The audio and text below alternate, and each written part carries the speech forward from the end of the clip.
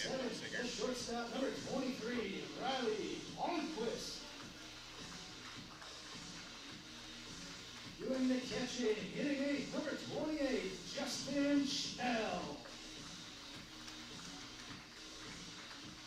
Hitting ninth and playing second base, number 11, Becker. And your man on the mound this evening, number 49, Noah Emery. The A's are managed by Tim Moyer. He's assisted by Ken East.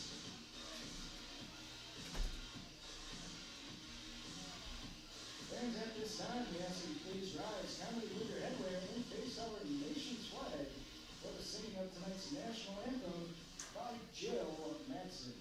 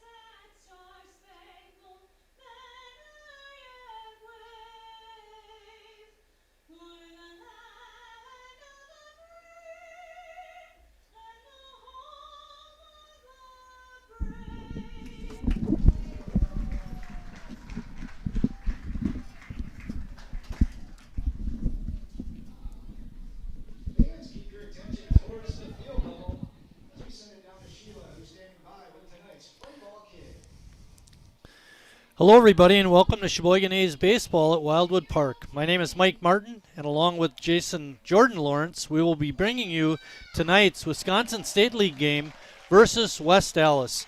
West Allis is coached by Steve Elliott and the Nationals are 3-1 in the Wisconsin State League. While Sheboygan, coached by Tim Moyer, is 1-1, 6-3 overall. Tonight's starting pitchers for Sheboygan, there you see him warming up, is Noah Emery. For West Allis, it'll be Bryce Spalding. The batting order for the Nationals, they have Daryl Jackson leading off, number 2 at shortstop. Batting second, the left fielder, number 29, Jonah Meidel. Batting third and playing first base, number 21, Brian Huntsinger. Batting fourth and catching, number 00, Jacob Kaiser. Batting fifth and playing center field, number 15, Max Montgomery. Batting sixth, the right fielder, number 3, Aaron Gecks. Batting seventh, the designated hitter, number 4, Ryan Thrall. Batting eighth, the third baseman, number 26, Dieter Torelli. And batting ninth, the second baseman, Logan Rodeman. Rodeman wearing number 6. Defensively for Sheboygan, they have Harry Stelt at first, Bennett Becker at second, Jacob Neese at third, and Riley Palmquist at short.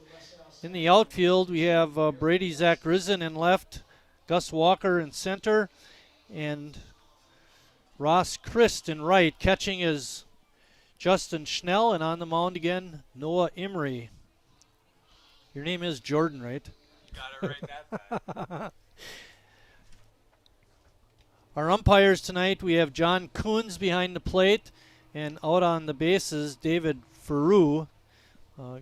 Game time weather report. We have 72 degrees. Mostly cloudy skies. The clouds have moved in since the beginning of warm-ups, actually. And the wind is, right now, it's calm, tending to blow out towards left field. So the batters might get a boost out to left, but not much. Ball is hit down the right field line and foul. Last year, Sheboygan was 3-4 against West Allis. in the very last meeting of the year in the ABC tournament, Sheboygan beat the Nationals 2-1 in 11 innings, a very exciting game. However, Sheboygan had to actually win the very final game that day to win the tournament. When they lost out due to tiebreakers, West Allis was deemed the champion. Great play by Riley Palmquist to throw out Jackson, and that's how we start our ball game with a 6-3 putout. Jonah Meidel going to bat next. Meidel on the young season for the Nationals is hitting .250.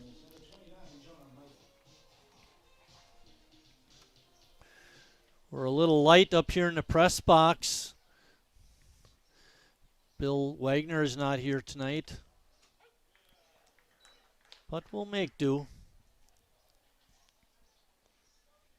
CJ made sure to have me tell all you people out in internet land that he's running the show up here, even though we're a little short-handed. So Jordan and I'll play second fiddle, I guess.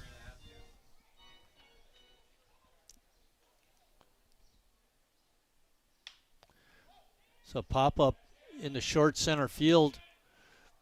Bennett had the best shot at it and got his glove on it, but wasn't able to catch it. Great hustle by Bennett, but it goes as a base hit. That's going to bring up Brian Huntsinger. Huntsinger hitting a robust .429, but he's only 3 for 7. Small sample size.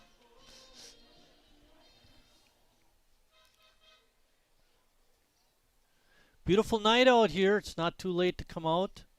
Although I did hear them fire up the engines from those dirt track racing cars. They probably are gone now. It was Plymouth Dirt Track Racing Night. Yes.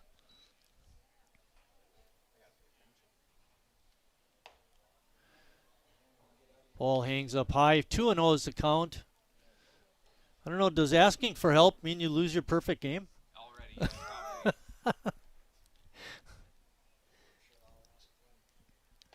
There's a good fastball right down the middle. 2 balls and 1 strike. We're in the top of the first inning. Runner on first, 1 out.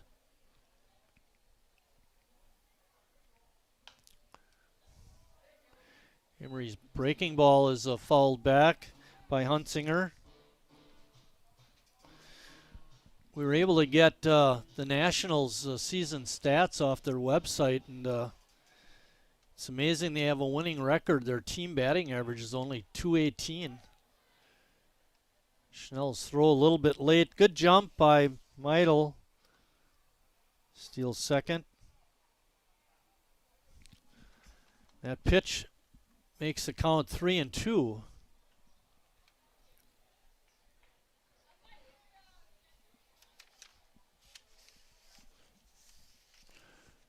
Jordan was very nice to bring in some information we can use in the broadcast. Huntsinger draws a walk. The Nationals beat the Kewaskum A's 5-3. That was a State League game. And then they beat the Kenosha Kings 2-0. That Kewaskum game was not a State League game, but the Kenosha Kings game was, as was the Addison Braves. They beat them 9-2.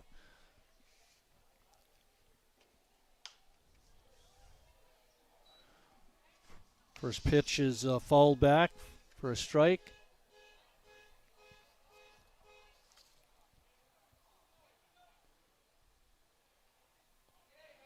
The Nationals lead the Wisconsin State League with that 2-0 record. It's early.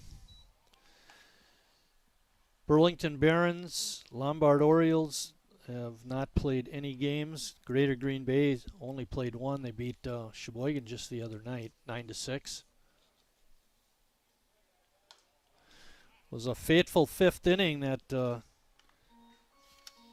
did Sheboygan in. Green Bay scored 5 runs. Recollitis started the game, went 4 pretty good innings. Gave up 3 runs. It was 3-3, however, when he left. Sheboygan actually scored a run in the top of the 5th to grab a 4-3 lead. But then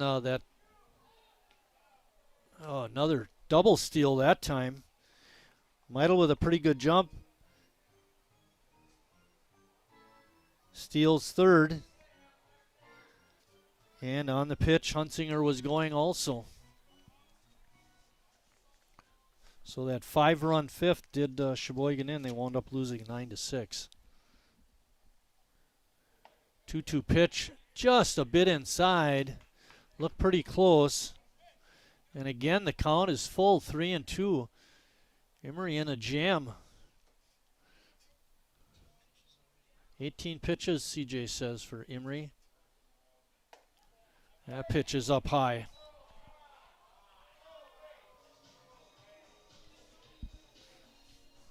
That brings up Max Montgomery. Montgomery playing out in center field tonight. Montgomery is a pretty nice line. He's hitting .385, has 6 RBIs, and he's slugged a home run. Tim Moyer coming out to check on his starter.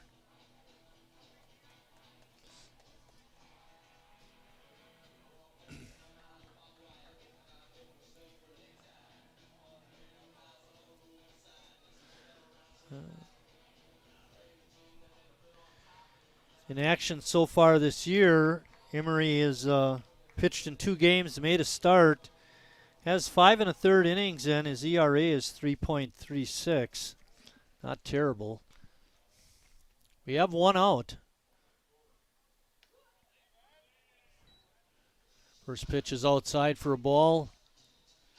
We're 1 pitch away from getting out of an inning. A 6-4-3 double play would look nice.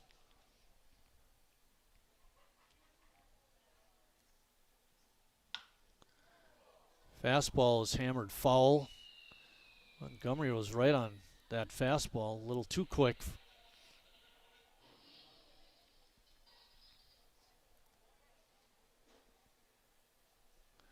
One and one is the count. When there's 1 out, the bases are loaded for the Nationals. Good stop by Schnell on that pitch in the dirt. The infield for Sheboygan is deep. Neese and Harry are actually even with the bag at third and first. 2 balls and 1 strike. Emery blew the fastball by him that time. This is a key out in the inning. If he strikes him out, puts a lot of pressure on Gecks, the number 6 hitter, to do something with 2 outs. And another good fastball, and Montgomery is down on strikes, and that's 2 outs in the inning. And Sheboygan with a great opportunity to get out of this bases loaded 1 out jam.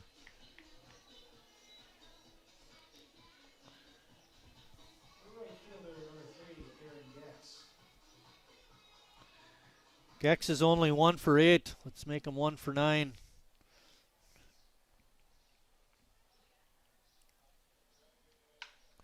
There's a fly ball to deep left. Zach Risen back on the track. He leaps and he can't get it. It's a grand slam home run. I'll tell you, off the bat, it did not look like it was going to go that far, but it cleared the fence by enough, by plenty actually, and it's a grand slam home run.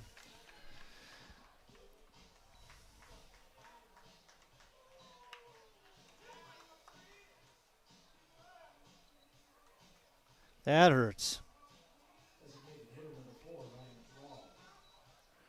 That brings up Ryan Thrall.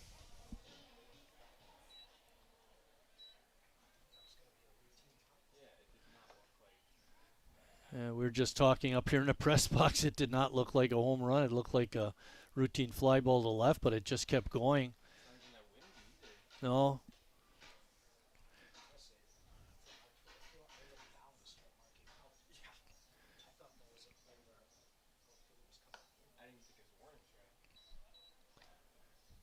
I thought he was going to catch it on the warning track too, right at the end there. And all of a sudden he leaped and the ball was clearly over the fence. Breaking ball hangs out outside. It's 3-0 to Thrall. Emery's had trouble with the strike zone this inning. See if he can battle back. There's a line drive out to Walker, and he makes a catch. But not before the Nationals come up with 4 runs after a half inning of play. West Allis 4, Sheboygan coming to bat.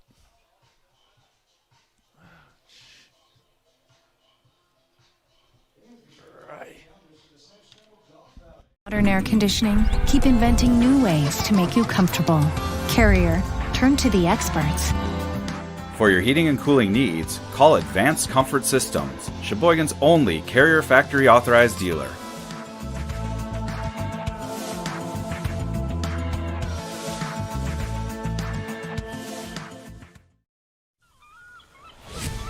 When a Bud Light legend comes back, they do it carrying a squeaky beach chair, an inflatable dolphin, and a cooler full of perfectly chilled Bud Lights on hot sand, wearing only one flip-flop.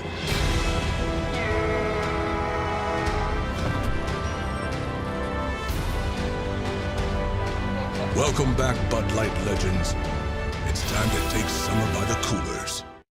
Wingism number 1, the Flavor Saver.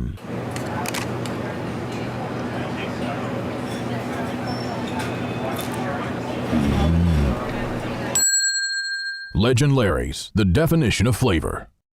Wingism number 2, the Joker. Then her dad walked in. Dude, we're done eating. Use a napkin. You serious? Yeah. Are you serious? Yeah, I'm serious. Why so serious? Legend Larry's, the definition of flavor. Leading off, or let me give you the batting order for Sheboygan. Batting leadoff, number 15, the center fielder, Gus Walker. Batting second, number 31, the right fielder, Ross Crist. Hitting third, number 19, the first baseman, Harry Stelt. Batting fourth, the Northwoods chemical cleanup hitter, Jacob Neese. Neese is at third base and wears number 17. Batting fifth is the left fielder, number 3, Brady Zacharizen. So fly ball out to center field. Montgomery is there and makes the easy catch. Batting sixth, number 32, the designated hitter, Jimmy Jurgensen. Batting seventh, the shortstop, number 23, Riley Palmquist. Batting eighth, Justin Snell, the catcher. He wears number 28. And batting ninth, number 11, second baseman, Bennett Becker. First pitch by Spalding hangs outside. Huntsinger is at first, Rodman's at second. Torelli is at third and Jackson's at short for the Nationals. There's a drive to deep left field, way back there. Montgomery has the beat on it, and he makes another fine catch. 2 outs for Sheboygan. Around the outfield, Meidel's in left. Montgomery, we mentioned his name twice already, is in center, and Gecks is in right. The catcher is Jacob Kaiser. And, of course, pitching is Spalding. And that brings up Harry Stelt with 2 outs in the bottom of the first. 9-inning game tonight. Sheboygan has time. That pitch is in there for a strike. Evens the count at 1-1. Beautiful night out here. If you're in town, you're not doing anything, come on out.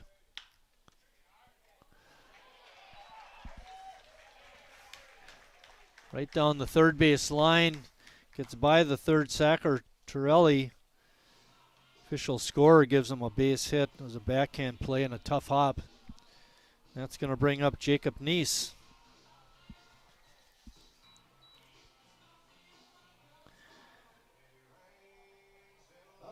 Neese is hitting .333, 9 for 27.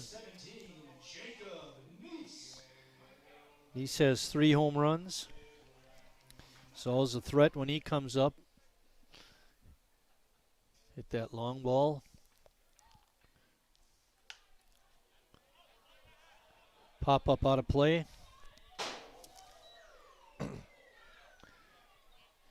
In the 11-7 loss to Chicago, Jacob had a chance to tie up the ball game and hit the ball to the warning track before it was finally caught.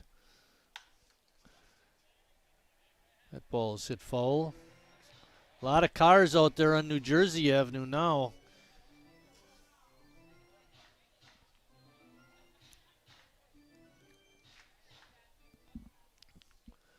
No balls and 2 strikes to Jacob.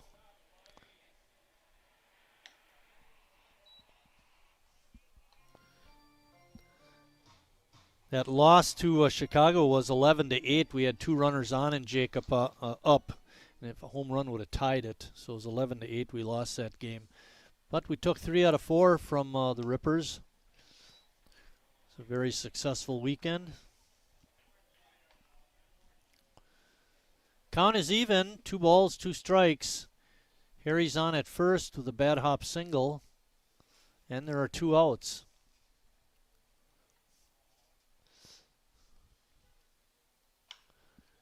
A little looper down the right field line.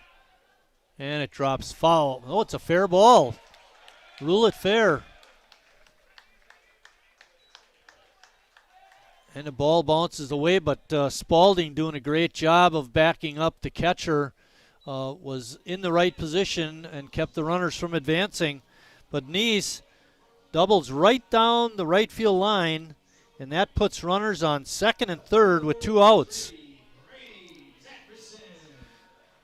Zach Grisson up. He's had a good season so far. 16 for 33, hitting .485.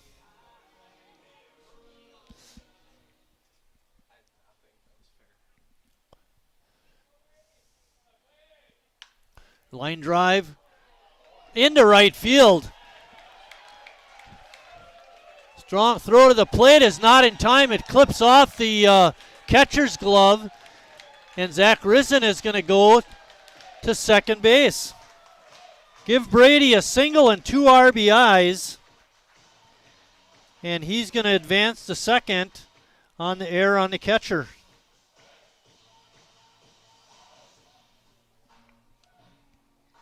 Sheboygan coming right back after a 4-run first by the Nationals with 2 outs.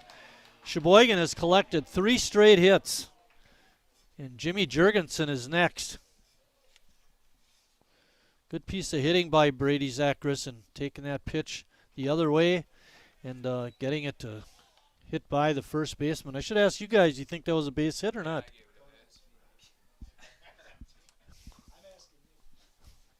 Base hit.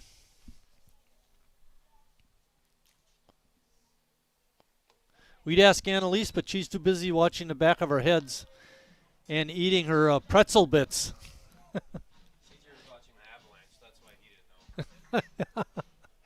You got hockey on? Come on, it's baseball season.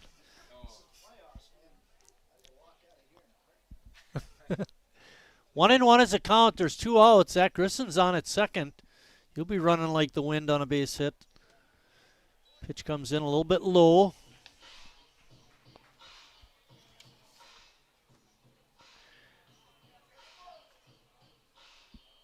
Jimmy has a double and a home run on the young season.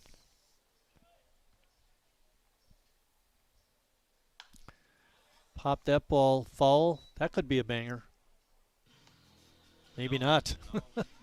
That was cleared the press box and skybox building roof. Might have taken out a car window behind us. So 2-2.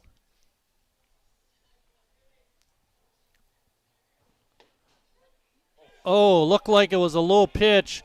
Coons hesitated on the call and then made the strike 3 call, but not before Sheboygan comes up with 2 runs. All that action happening with 2 outs. At the end of 1 complete inning of play, West Allis 4, Sheboygan 2. In the car. With free pickup, you can. Just order ahead in the Meijer app.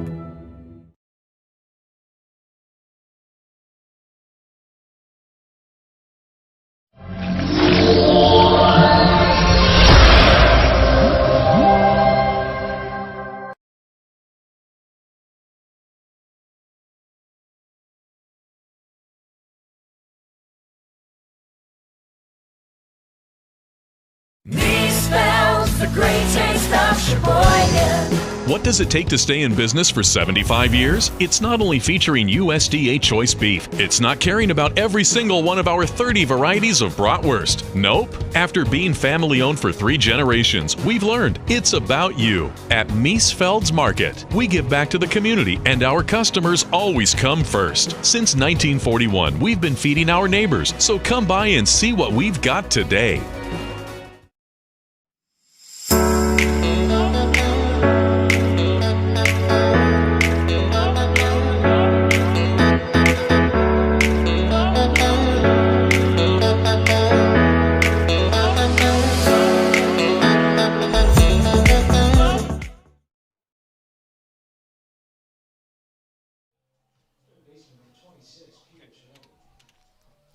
Dieter Torelli is going to lead off the second inning. He is playing third base, number 26. Had that bad hop single by Harry Stelt get by him. And that started off the inning with 2 outs. That was the first hit of that after 2 were out. And then Nice came up with a double. And Brady Zach Risen was able to get a hard ground ball past the first baseman for 2 RBIs, but all of that action happening with 2 outs. Swinging a foul tip right into the mid of Schnell. That's another strikeout for Emery, his second. What hurt Noah in the first inning was his lack of control. He wound up walking 2 batters, and both of them scored. That brings up the number 9 hitter, the second baseman, Logan Radaman.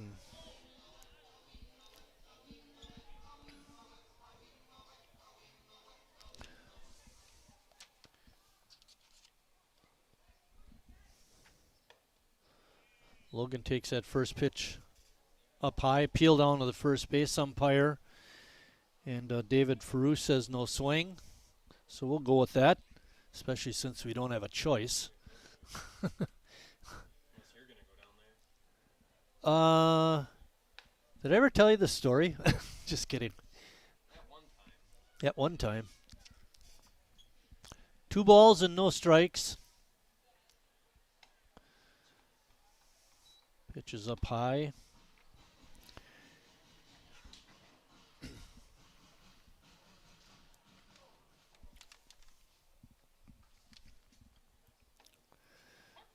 Pitch is in for a strike. Low on the outside corner. Makes it 3 balls and 1 strike. 1 out. We're in the top of the second inning. Ball's fouled straight back at us.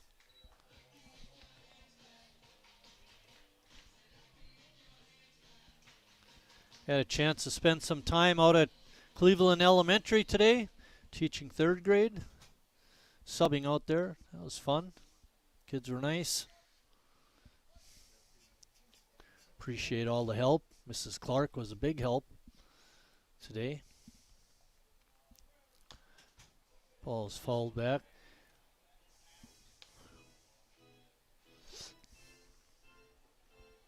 Rolling down to the end of the school year here in Sheboygan. June 9th will be the last day for the public schools. And a swing and a miss. Good comeback by Emery to get the Kenosha hitter.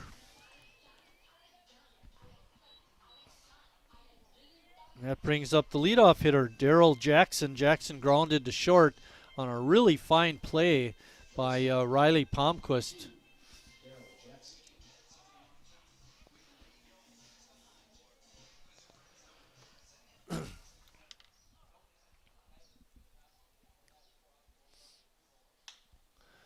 First pitch, hits it out to short center field, and Bennett retreats all the way out there and makes the play.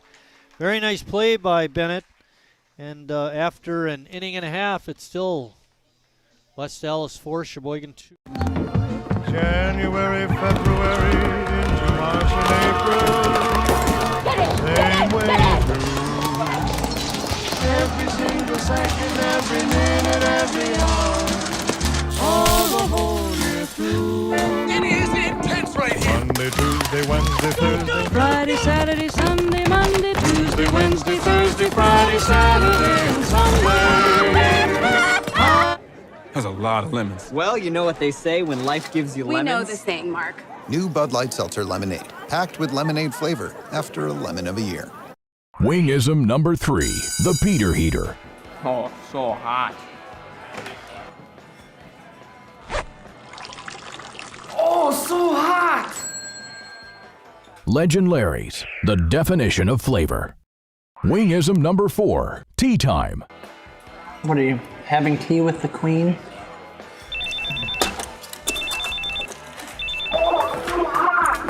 Hello. Nice. Legend Larry's, the definition of flavor.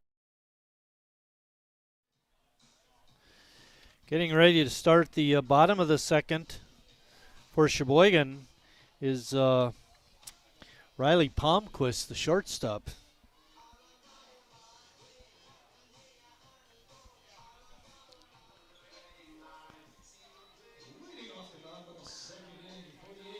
Palmquist hitting .333,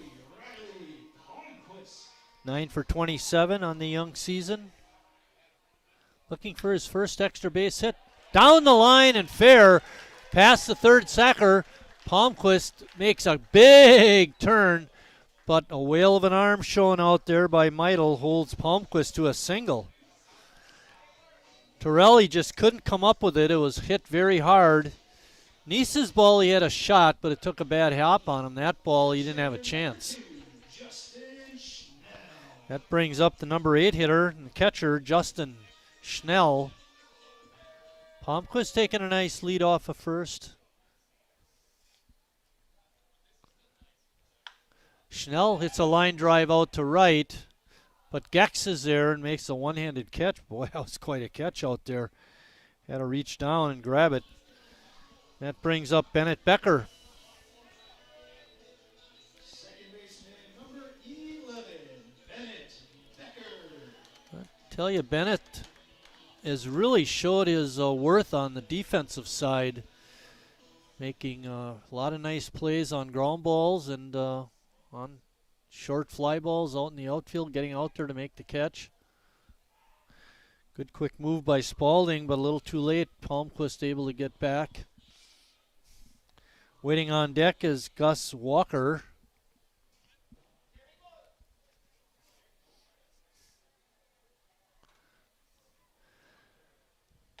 Sometimes in the game of baseball, it's as simple as limiting a base on that hit by Palmquist. It looked like he had a good shot at a double, but Meidel was over there awfully quick and fired a strike into second base to keep Palmquist on at first, which keeps the double play in order too. Yeah, right. I was almost prophetic, but didn't quite work out. Palmquist taking another nice lead. Let's see if he goes. No. Well, just a bit outside. Looked pretty good. Good eye by Bennett Becker. Makes the count 1 ball and 2 strikes. Only 1 out. We're here in the bottom of the second.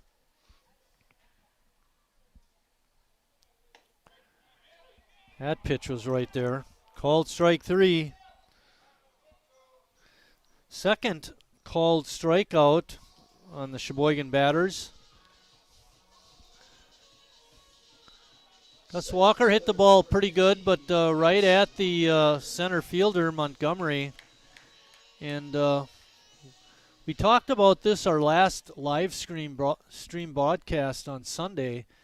Walker, when he was batting ninth, was getting all kinds of base hits left and right. And then when they moved him up to the leadoff spot, it was a totally different story. Hopefully that doesn't play out here tonight.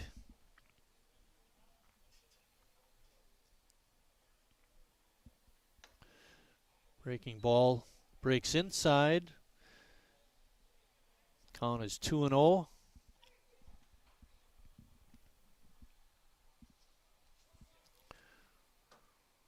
Walker was hitting 522. Right now he's hitting an even 500, 12 for 24. It's pretty hard to maintain that 625 batting average. They don't even, it's hard to do in softball. There's a breaking ball that's pulled foul.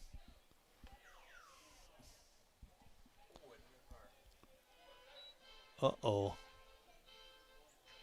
That's unfortunate. I have selective hearing. I didn't hear that. That isn't true. Looper into left field. It drops.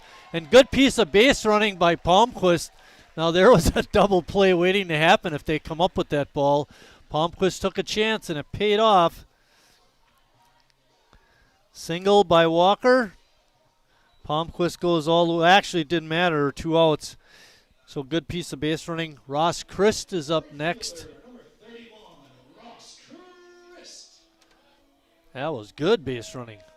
Running on the crack of the bat with 2 outs.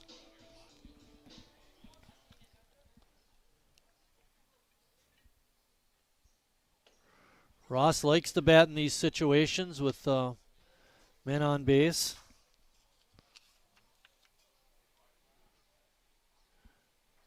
Ross has got, where is that RBI line?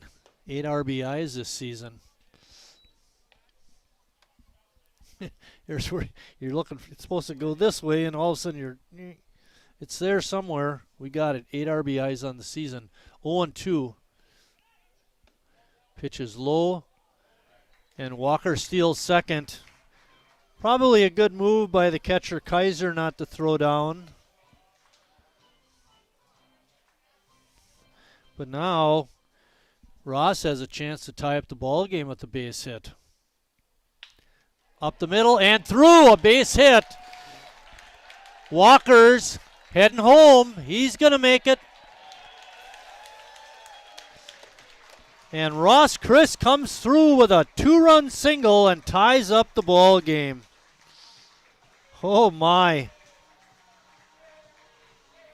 Sheboygan coming back. Harry's up next. I wouldn't be surprised if they had Ross Crist running early in the count to get into scoring position. Ross is looking for his first stolen base of the year. Harry swinging on the first pitch, fouls it into, behind the Nationals bullpen.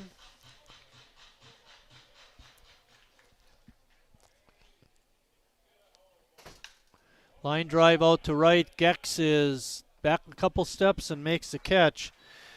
But Sheboygan ties up the score at 4 with 2 more here in the second.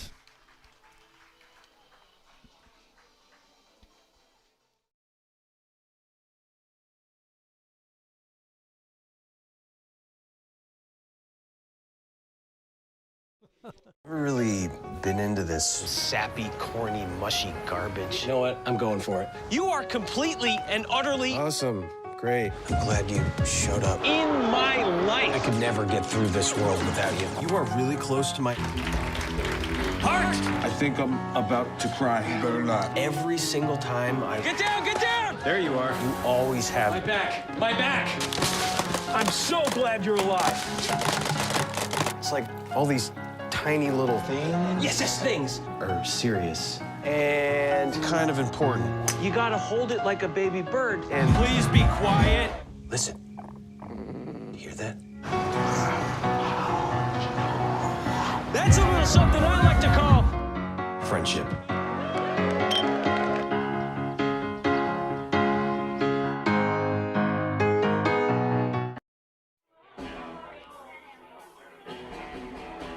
All right, guys, we got teriyaki, honey barbecue, and mild. Enjoy.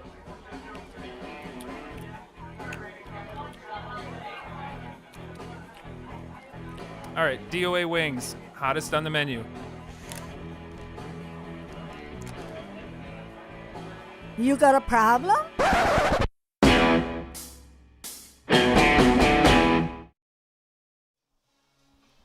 Jonah Meidl's going to lead off the top of the third for the Nationals. Meidl, as I mentioned in the last A's half inning, made a really fine play in left field to hold Riley Palmquist to a single to set up what could have been possible double play. It didn't happen, but still made a nice play in left.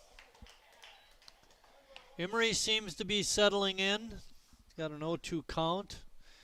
Meidel singled and scored, had a couple of stolen bases back in the first inning. You might want to keep him off the bases. Oh, that's my fault. I'll own that one. When Bennett was at the bat, I was talking about how good he was playing in the field, and flubbed that ground ball. Don't let it get in your head. You're doing a fine job out there, Bennett. That brings up Brian Huntsinger. Huntsinger, one of those two West Allis players that walked in the first and scored.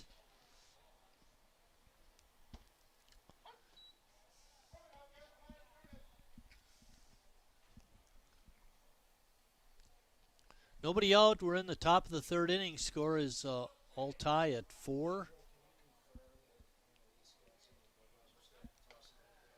It's just a little bit inside.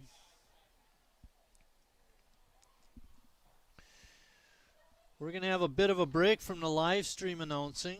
Sheboygan doesn't have another home game until June 11th. And what'll happen, it's part of the Wisconsin State League Challenge that's been happening the last couple of seasons in Sheboygan. On the 11th, Sheboygan will play Kenosha at 11 o'clock in the mornings. Meidel, good throw, and got him. Nice throw by Schnell. Got it on the first base side of second base that time. And Becker, making the nice scoop, applied the tag.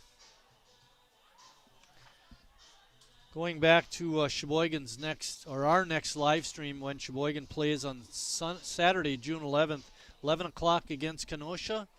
And then at 5 o'clock in the early evening, they play Addison. Then they'll have one game on Sunday as part of that challenge. They play Lombard at 3 o'clock. So look for that. We'll mention that again during the broadcast tonight, but point being, live stream announcing won't happen for over a week. Pitch just off the corner. And drawing the walk is Huntsinger, his second walk of the ball game.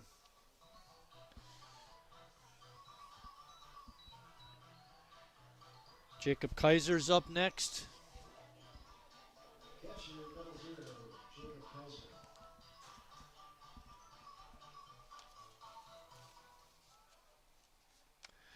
Kaiser is 1 for 8. He walked his first time, so he still is 1 for 8. High fly ball out to left. Zach Grisson drifting in and makes the one-handed catch for out number 2. And that's going to bring up Max Montgomery. Center fielder, 15, Max Montgomery.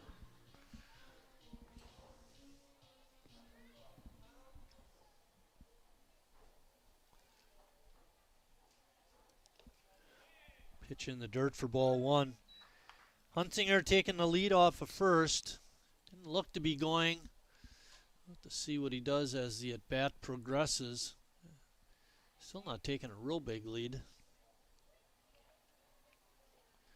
Pitch is in the dirt. Huntsinger goes on that, and he's going to reach second on a wild pitch. So with 2 outs, the Nationals now have a runner in scoring position, threatening to take the lead back.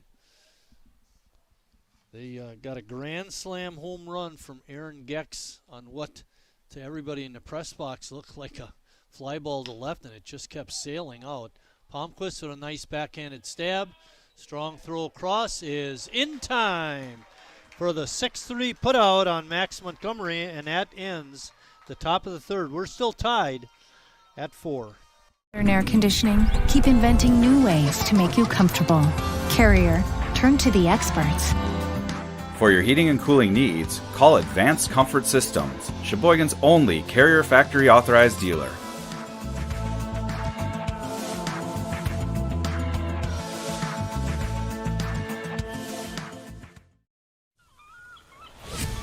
When a Bud Light legend comes back, they do it carrying a squeaky beach chair, an inflatable dolphin, and a cooler full of perfectly chilled Bud Lights on hot sand, wearing only one flip-flop.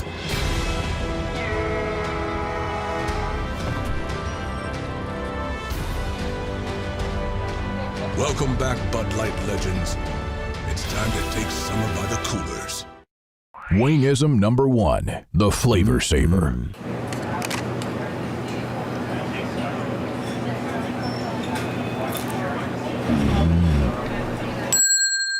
Legend Larry's, the definition of flavor. Wingism number 2, the Joker. Then her dad walked in. Dude, we're done eating. Use a napkin. Are you serious? Yeah. Are you serious? Yeah, I'm serious. Why so serious? Legend Larry's, the definition of flavor.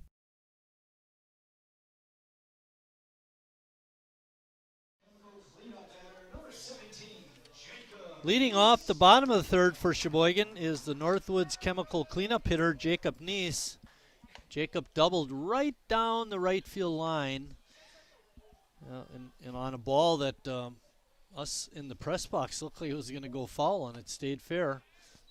And Jacob had a double. Spalding still on the hill for the Nationals. He's had his troubles tonight. So far has allowed 6 base hits.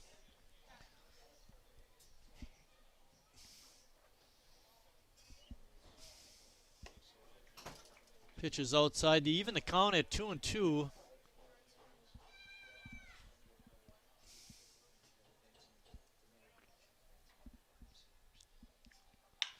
That ball is hit right down the third base side, but foul.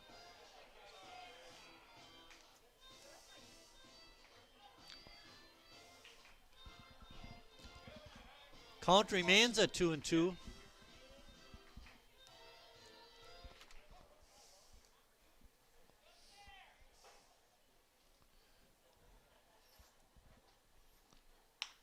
Line drive into a left center field.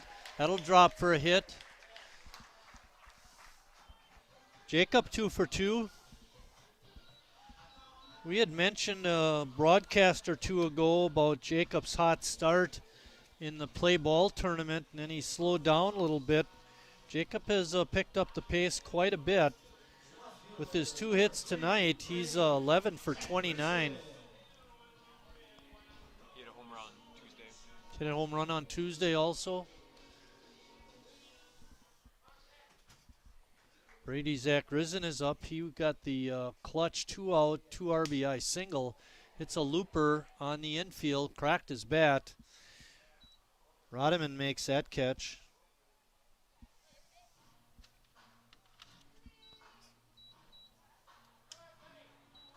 Designated hitter, number 32, Jimmy Jorgensen. With the 2 hits tonight, Neese is now hitting .379. And Jimmy Jorgensen, the Sheboygan DH, is up.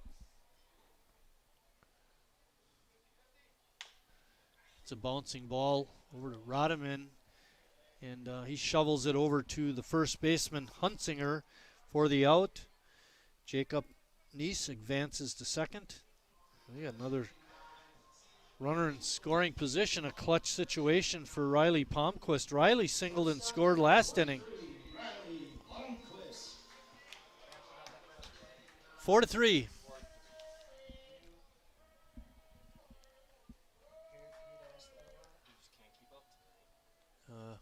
We have to provide a lot of help, and that's okay. I don't mind that.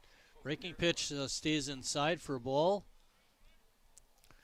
You mentioned at the beginning of the broadcast we're a little short-handed tonight up in the press box, and CJ has a lot of things to take care of tonight. He's doing a fine job, at least so far.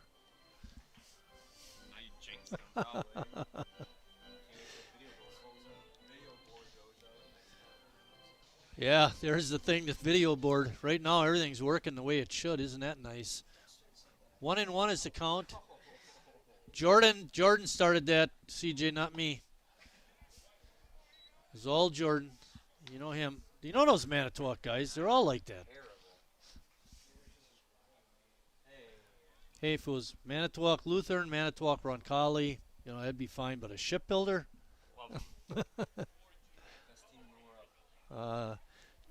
1968 they were, that's for sure. 2 balls and 2 strikes, 2 outs. Palmquist up. Jacob Neese all set over at second base to score a run on a base hit to the outfield. Montgomery playing in center field. We'll have a play at the plate if it's hit out there. Gecks not too deep in right. Meidel in left is a little bit deeper than the other two.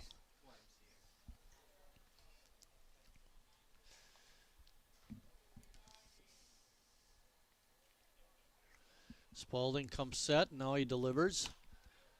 And Palmquist, he had a pitch to hit there and fouled it back. He'd like to have that pitch back.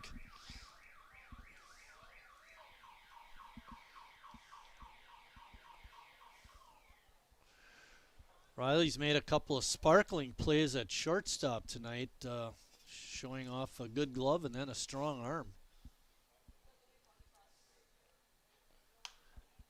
Other ball fouled back.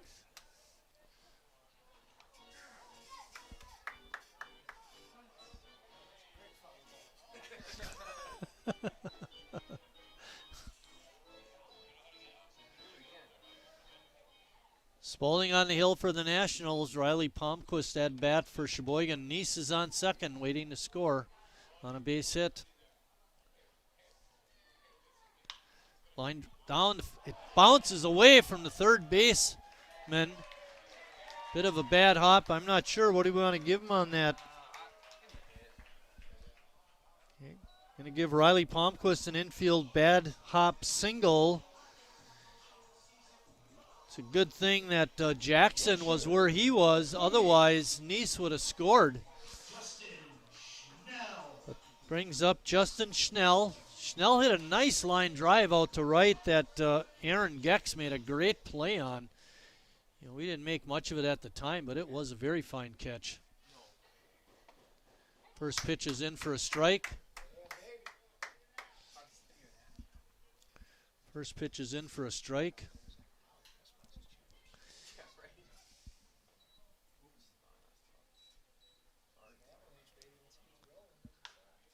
Bouncing ball foul. Past Cole McClavic. Fans giving Cole a little bit of a hard time.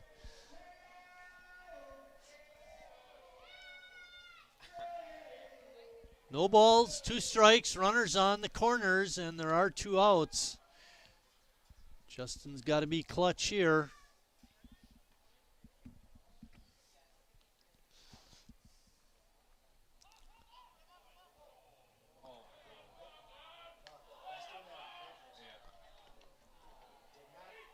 And a good block of the plate by the catcher, Kaiser. Neese never got to home plate on a good block. Sheboygan trying a play they did numerous times last year, get that runner off of first in a pickle rundown, and then try to score the runner from third, but the Nationals were up to the task. So after 3 innings of play, we're still tied 4-4. Ahead in the Meyer app.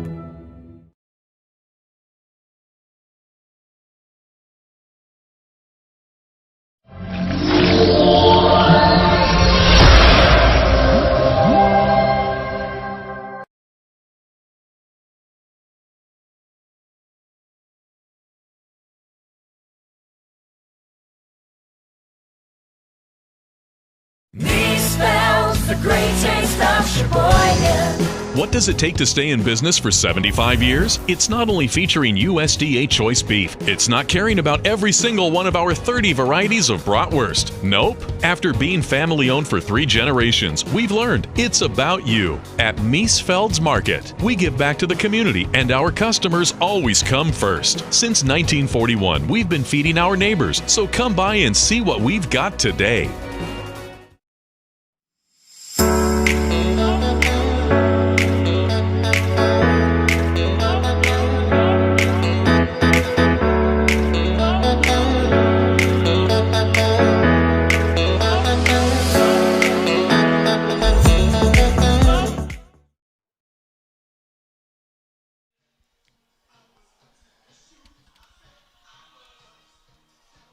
Aaron Gecks is going to lead off the 4th inning. Given what he did in the 1st inning, hitting that grand slam home run, it's good to have him up with no one on base. Aaron having a nice game with that grand slam home run and a couple of nice catches out in right field. Time to slow him down. Noah Emery still on the mound for Sheboygan.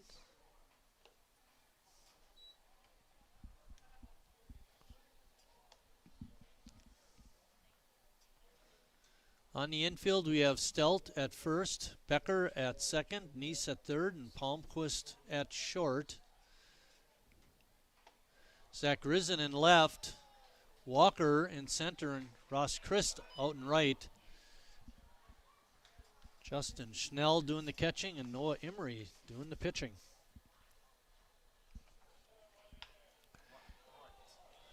Emery with a nice pick and throw, and no, little bit late.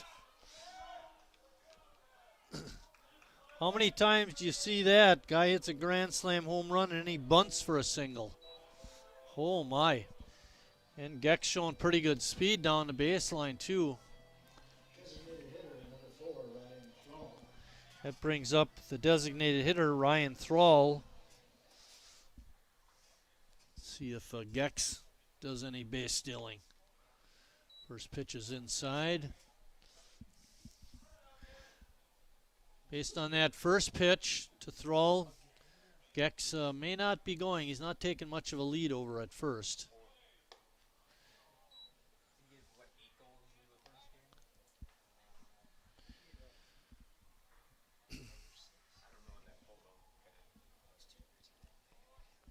Harry Stelt holding him on at first base. And Emery not even close. All 3 pitches to Thrall have been wide of the zone by a lot. Going to have to battle back right here. Get a man on first, nobody out. We're in the 4th inning. That pitch stays outside for ball 4. Now the Nationals have runners on first and second with nobody out.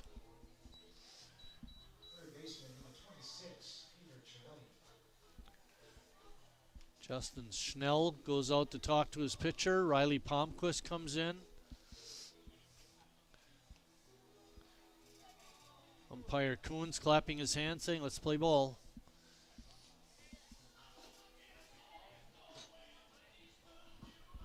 Be interesting to see what Torelli does.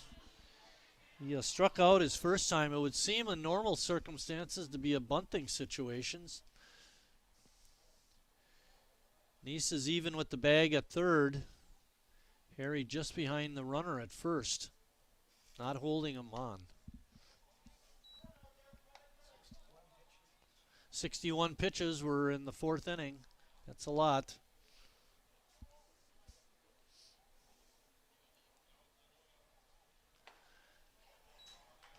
Well, Torelli doesn't look like he wants to bunt. Let's see manager Steve Elliott give any signals. He's coaching third. 1-1 is the count. Another swing and a miss by Torelli. He's had some tough luck tonight. A couple of ground balls that took bad hops.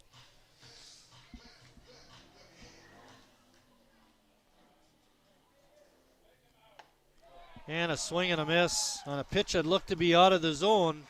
but it is out number 1. That's going to bring up Logan Rodeman.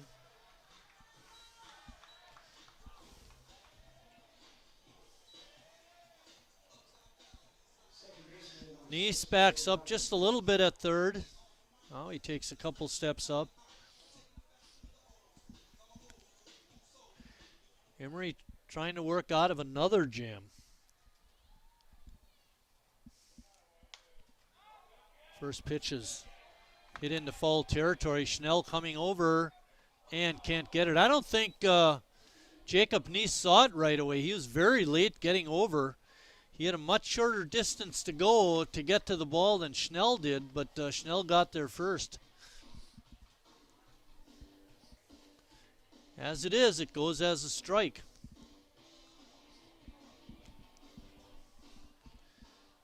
Of the 4 innings, Emery only got a 3 up and 3 down in the second, recorded a couple of strikeouts and then a pop-up.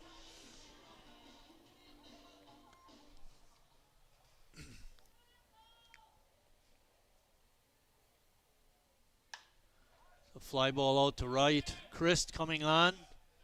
He makes the catch, and holding at second is Gecks. And that's going to bring the leadoff hitter off. Leadoff hitter up, Daryl Jackson. We won't talk about what he's done so far because we don't want to jinx anybody, especially our guys.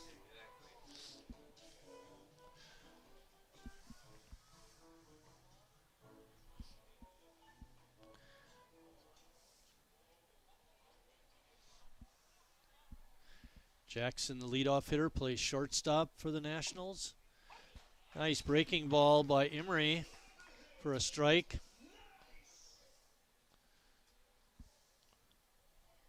Most important pitch in baseball. Strike 1. And Emery reaches behind him, makes the play, and tosses over to Harry for the out. So with 2 on and no outs, Noah able to come back and get the next 3 National hitters, and after 3.5, it's still tied up at 4.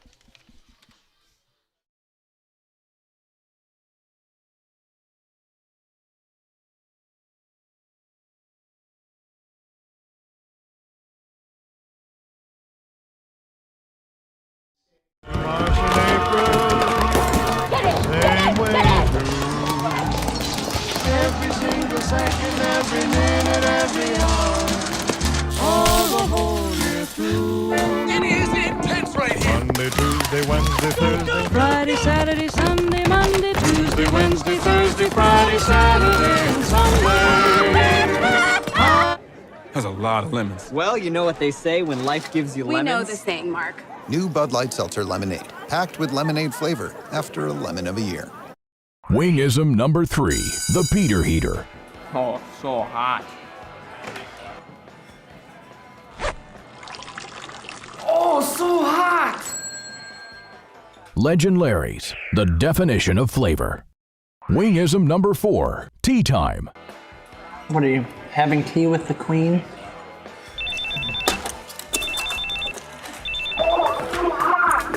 Hello. Nice. Legend Larry's, the definition of flavor. We had a first here tonight. The trivia question was answered correctly by our fan, and CJ makes up all these trivia questions that are asked at each ball game. And he was actually curses, he got it right. Darn, got to make the questions harder.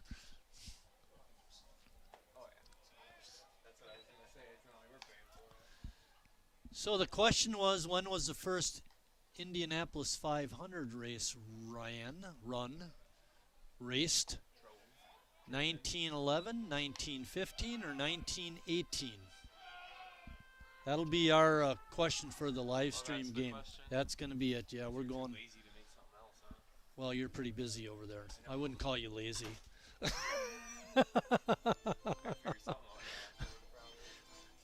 Jordan trying to nail me, and I turned it right around. Remember the answer.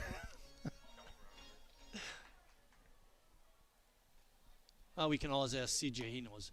Swing and a miss by Schnell for strike 3. Justin was batting again because he was at bat when the third out happened at the plate last half inning. Second baseman, number 11, Bennett Becker. It's going to bring up Bennett Becker.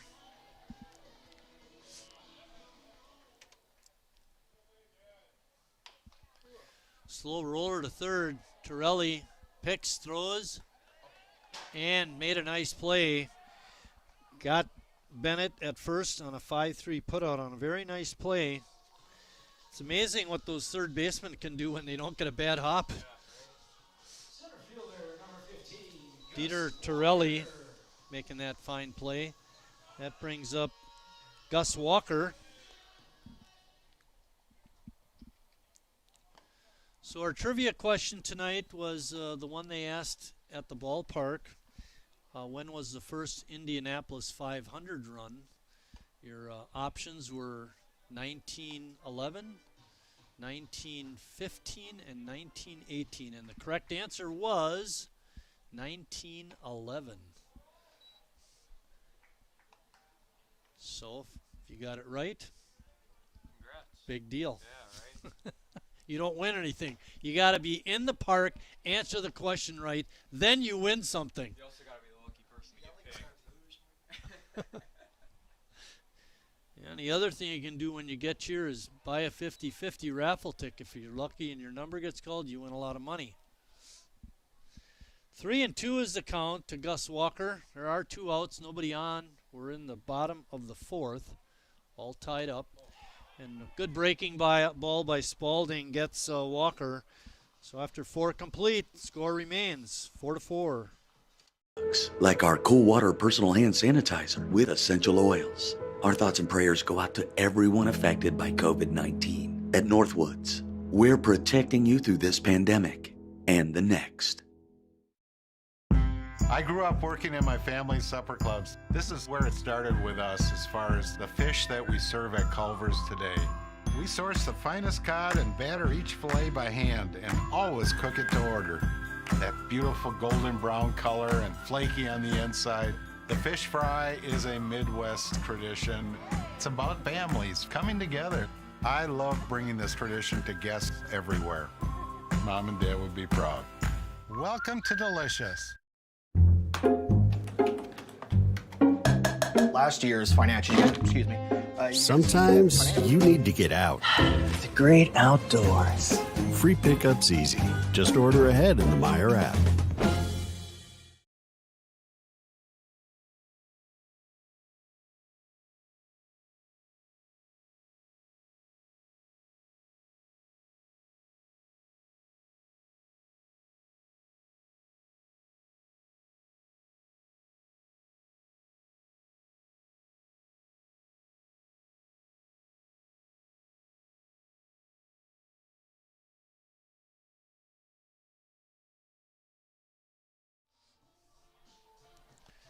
Just talking about the Ryder Cup last summer, a big event in our area. Leading off the 5th inning for West Allis will be Jonah Meidel. Meidel is 1 for 2. He reached his other time up, singled and then reached on an error. So he's been on base both times.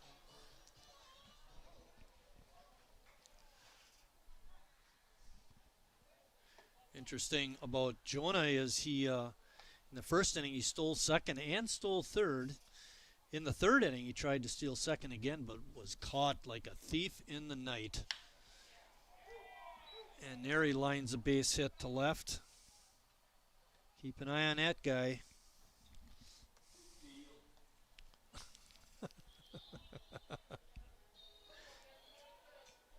Next up is Brian Huntsinger. Brian is a little like that Ludwig guy from the Chicago Rippers. He's waiting for a pitch to hit. Huntsinger has walked his first 2 times.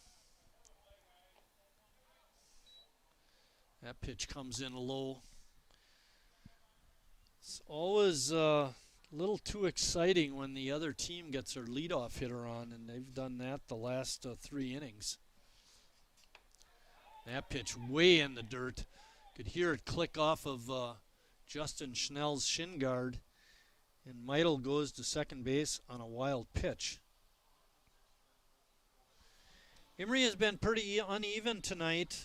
Once in a while, it seems like he has command of the strike zone, and then another hitter comes up, and he's nowhere close. Consistency is a great thing. That's not the kind of consistency I mean, though. Another wild pitch. Nationals now with a runner on third and no one out.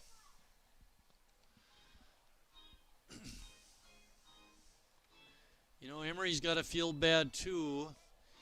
He's had some moments tonight when he's looked really good and pitched in the clutch and got some key outs, and then there's times like this.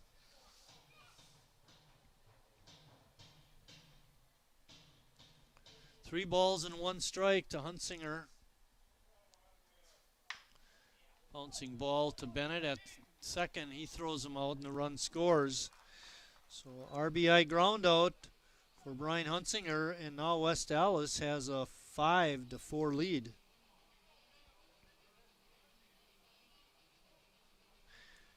And Jacob Kaiser, the West Allis catcher, is up.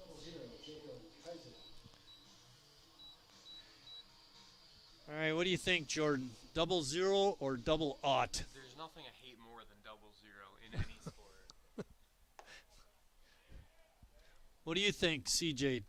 0-0 or double aught? Yeah, I agree. Jim Otto, I think, was 0-0 or double aught. There's a line drive to deep center field, way back there, off the screen, off the Bonic printing sign. And in standing with a double is Jacob Kaiser. That was a long one.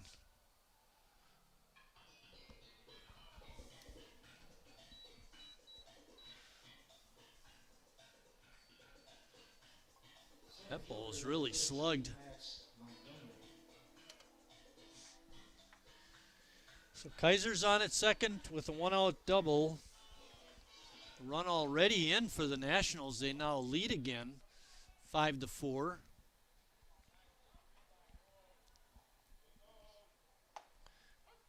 There's the breaking ball in for a strike.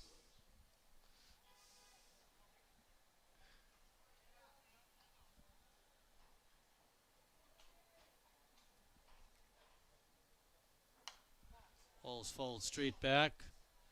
0-2. Max Montgomery, the number 5 hitter in the West Allis lineup, is out in center field.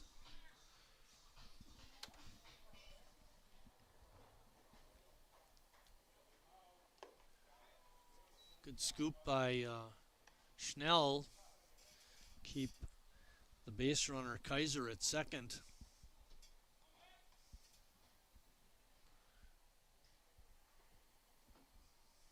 Emery comes set at the belt, a 1-2 pitch.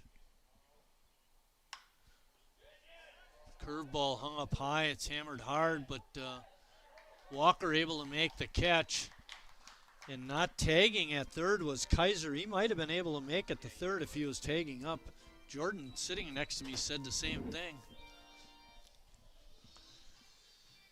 I suppose it would have been more important if there was less than 2 outs.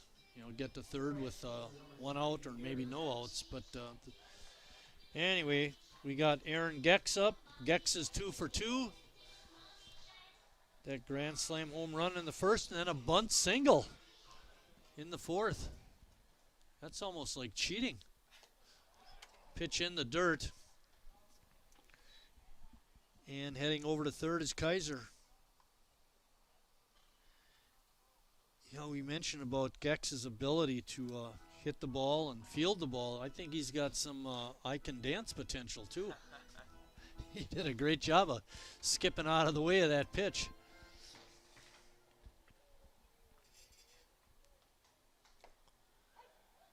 Nice pitch on the outside corner. 1-1 is the count.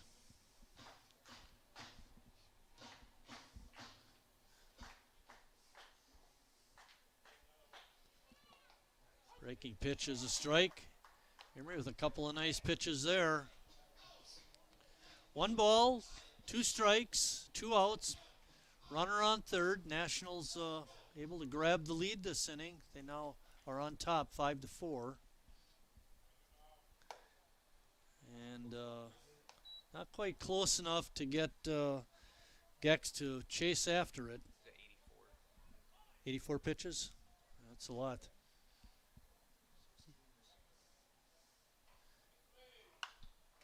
Ball was popped up on the infield. Neese saw that one right away and drifts over and has it for the out.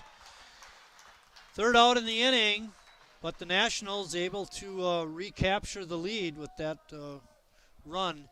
And after 4.5, it's 5-4 West Allis.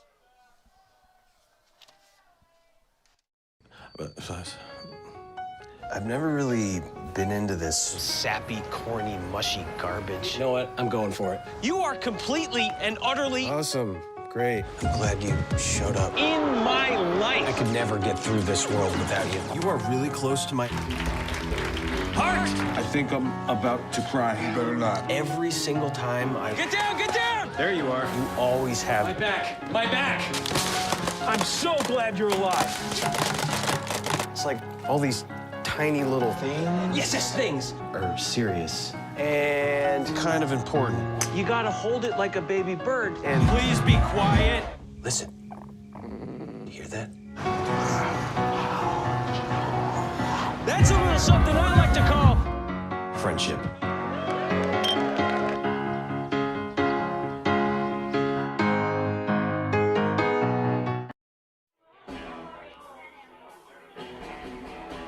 All right, guys, we got teriyaki, honey barbecue, and mild.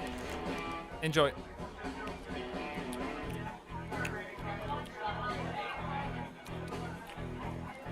All right, DOA wings, hottest on the menu. You got a problem?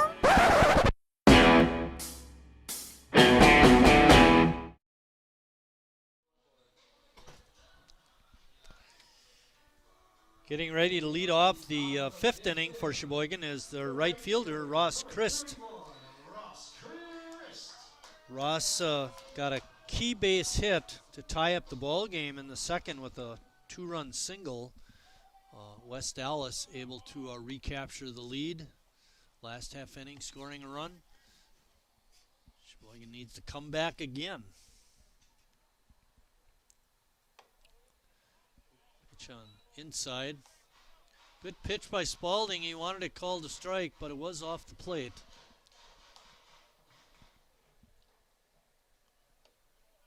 Ross showing a great eye. 3-0 is the count. We mentioned in an earlier broadcast, Ross led the team in walks last season. And draws a walk right here.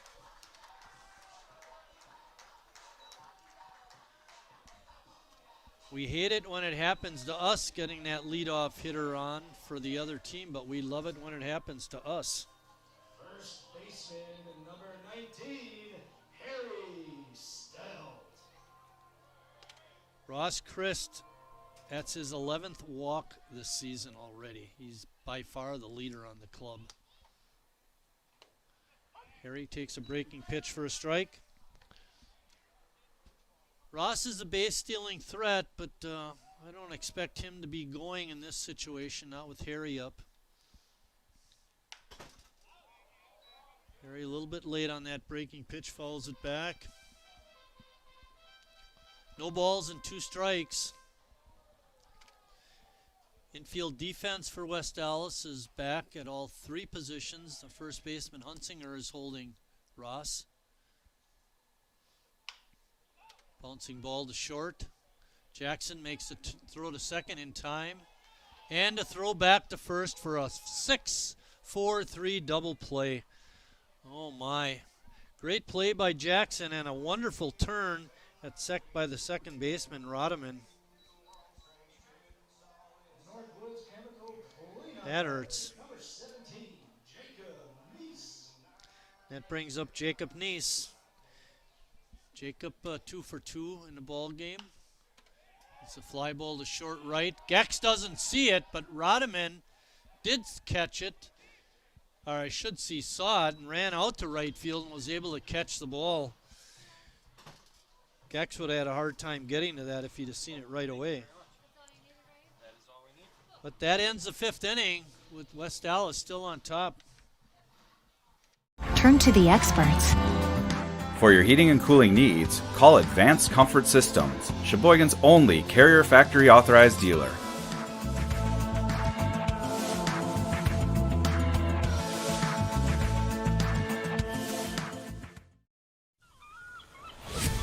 When a Bud Light legend comes back, they do it carrying a squeaky beach chair, an inflatable dolphin, and a cooler full of perfectly chilled Bud Light on hot sand, wearing only one flip-flop.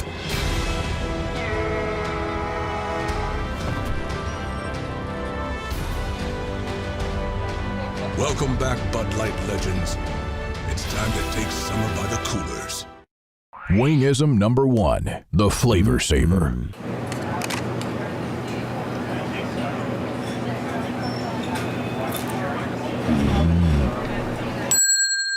Legend Larry's, the definition of flavor. Wingism number 2, the Joker. Then her dad walked in. Dude, we're done eating. Use a napkin. Are you serious? Yeah. Are you serious? Yeah, I'm serious. Why so serious? Legend Larry's, the definition of flavor. Attendance tonight is, I'm going to give you 2 numbers. First number is the paid attendance. So we sold 278 tickets for this ball game. A lot of those, of course, are season tickets. In the house, attendance is 184, which is a very nice crowd. So doing well. If you're watching out there, make an effort to get to the ballpark. June 11th, Sheboygan will be playing at 11 o'clock in the morning, and then 5 o'clock that night. And you know, Jordan's on the mic. Hello, can you hear me? I'm here. Yeah, he was here the whole while. He's like a caged lion. Now he's out of his cage. We better be careful. I got to get everything figured out over here. A little bit. He really inconsistent. Yeah, the first inning was pretty rough, and then the second inning was really good. And then in the third, he gave up a leadoff hit once again. Now a 1-1 count. I mean, some of the balls that breaking ball gets hammered to right. High fly ball out to Crist. He's got it measured and makes the catch to retire Ryan Thrall. And that's going to bring up Dieter Torelli. It's just a lot of low balls and passed balls and things like that, not throwing as many strikes as he'd like. Third baseman, 26, Dieter Torelli. Looking here. Yeah, that's what you want to see from him.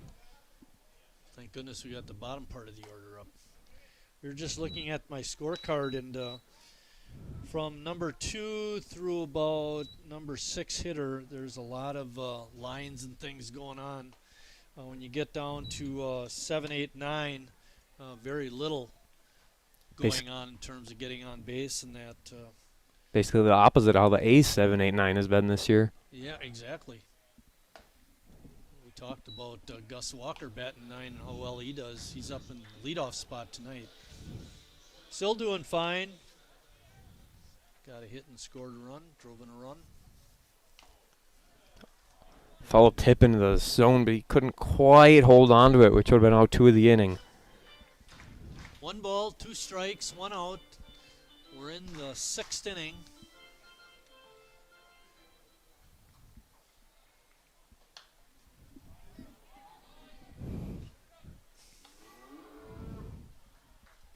We have all the interns here tonight. Jordan, of course, on the mic. Annalise McMillan, Nia Zhang. Connor DeWitt was not here tonight, but he does his work in May. He's a preseason kind of intern. He's on the list, but he's not going to be here during the summer, for the most part, unless CJ demands it. He's a virtual kind of guy, right?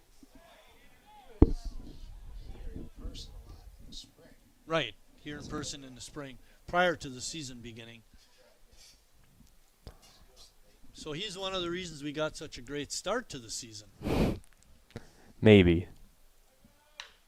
There's a drive to deep right. If it stays fair, it's out of here. A home run right down the line, maybe about 10 to 15 feet inside the foul pole, but it got out in a hurry. And so much for the lower part of the order not getting on base. Knew you shouldn't have said anything. I know. Hey, I didn't throw the pitch. It's now 6-4. Sheboygan was able to come back from a 4-run deficit, so they can do 2 runs, but let's not get down any more than we already are. 6 runs on 6 hits for the Nationals in the contest, and they had most of those hits in the first few innings, but now lately they've been picking back up once again as the first pitch is in for a ball. Logan Rodman up. Logan is 0 for 2 in the ball game, but has done some good glove work for the Nationals. Fly ball out into center field. Walker drifting in. He makes the catch for out number 2. That's going to bring up the leadoff hitter, Daryl Jackson.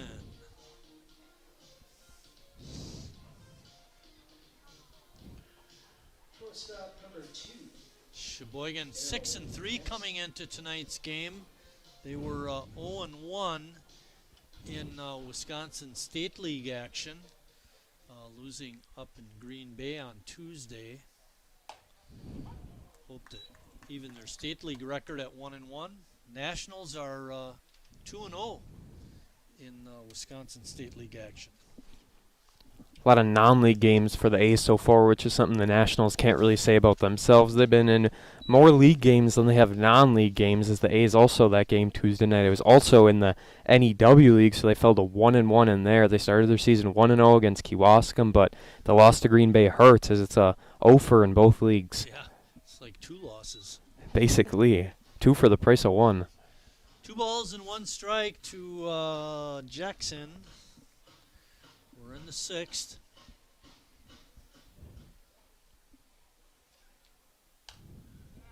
Ball is fouled back.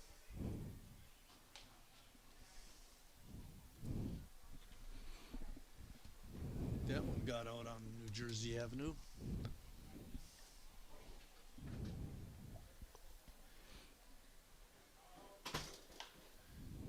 Pitch is fouled off. Emery's got to be getting close to 100 pitches. Probably a little over. 102. Right again, Jordan. A little bit over and nailed it. Per usual. Ooh, that's brutal. Likely his last inning, you think, or? Boy, you would think. I mean, if this was the Brewers, it would be. Yeah.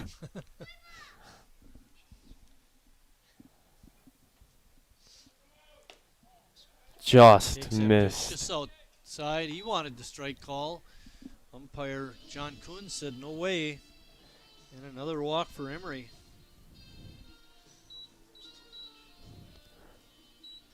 Might see a pitching change right now, actually. Walks. Tim Moyer coming out. Just because the A's aren't at home for over a whole week, they still got a lot of road games coming up, a pair of doubleheaders this weekend. Then they've got more games coming up next week during the week as well. So they're still staying busy, even though they're not home at Wildwood Park. So coming up, they're going to be at Burlington on Saturday, and then they're going to play West Allis again coming up on Sunday. So no rest for the weary between these two teams.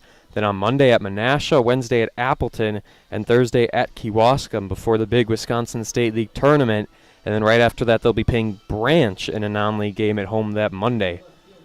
You were asking about that game at Manitowoc last night. Yes. That did not happen. It was canceled. Do you think Branch would do the same thing, cancel that game? I know they're mostly a Sunday league. Yeah, could potentially. Branch plays in that Shoreland League where Manitowoc plays. Is going to take second is Jackson. Wild pitch for Noah.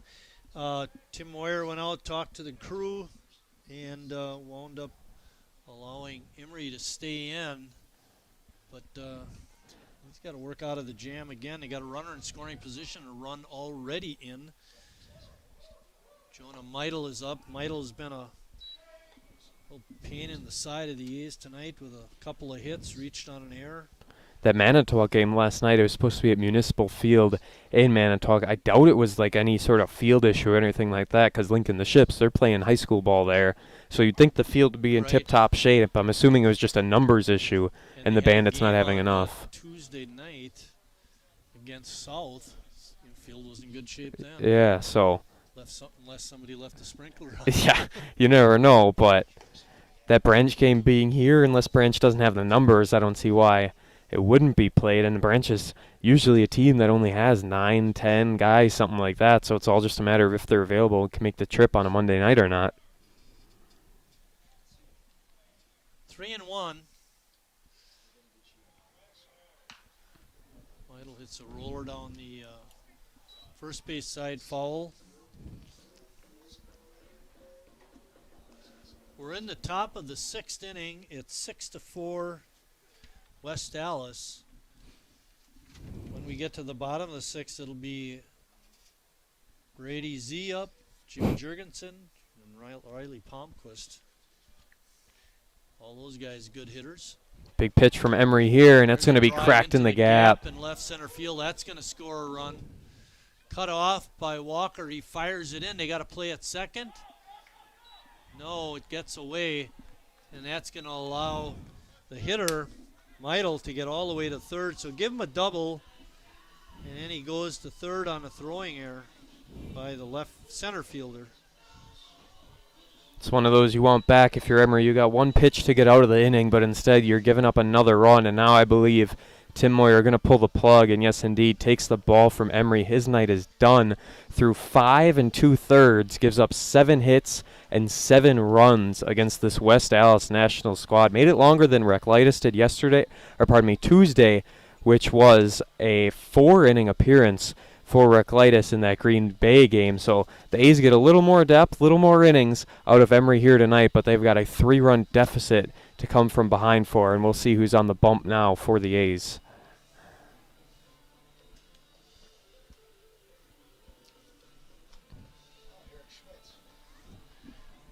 Eric Schmitz coming in to pitch. Not used to seeing Eric come in relief. But got to put the stops on this National Ball Club. Now pitching for your Sheboygan A's, number 8, Eric Schmitz.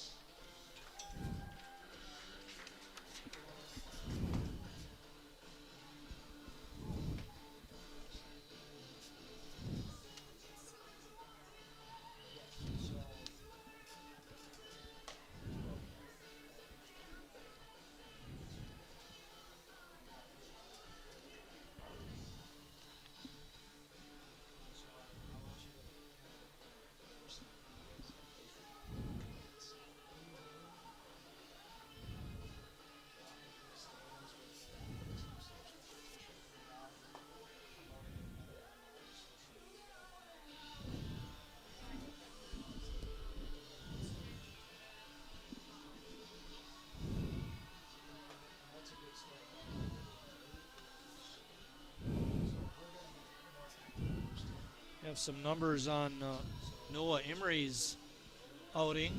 He went 5 2/3 innings, gave up 7 hits. 2 of those were home runs. Allowed 7 runs, all of those were earned. Walked 5, struck out 4, and of those 5 walks, Jordan, 3 of them scored. They come back to haunt you, especially the leadoff ones and the early hitters getting on base. As Eric Schmitz now pitching for the A's, not a guy usually in this reliever role, so it's going to be interesting seeing how he comes out from the stretch as the Nationals have a runner on third base, and it could be a 4-run lead for the Nationals if they are able to get a base hit. I remember my manager with Sheboygan when I played, Chuck Zeikert, he said, walks will kill you. They have tonight, that's for sure. He's not wrong.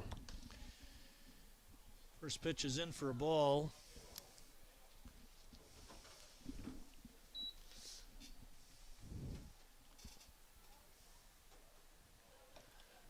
Nice breaking pitch by Eric.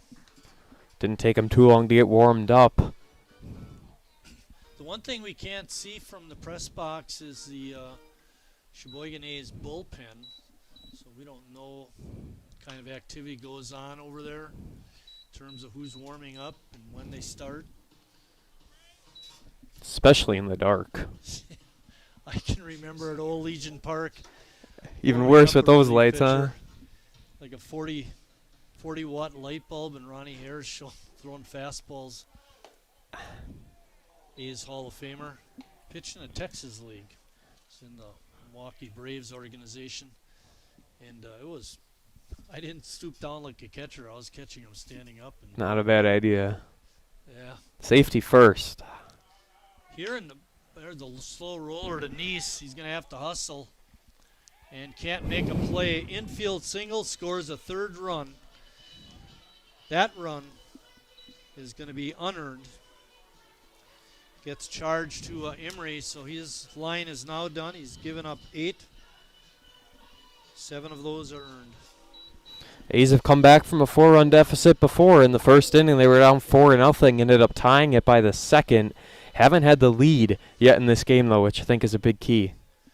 Kaiser's up. His last at bat, he hit the Bonnick sign out in center field on the fly. Really crushed that one. Takes that first pitch for a strike. Nothing Jacob could do. Just one of those things. You know, for a team that's hitting, 218 coming into it, they sure have not looked like it. No, they're hitting the ball tonight, that's for sure. 8 hits up on the board for the Nationals, not even through 6 complete innings.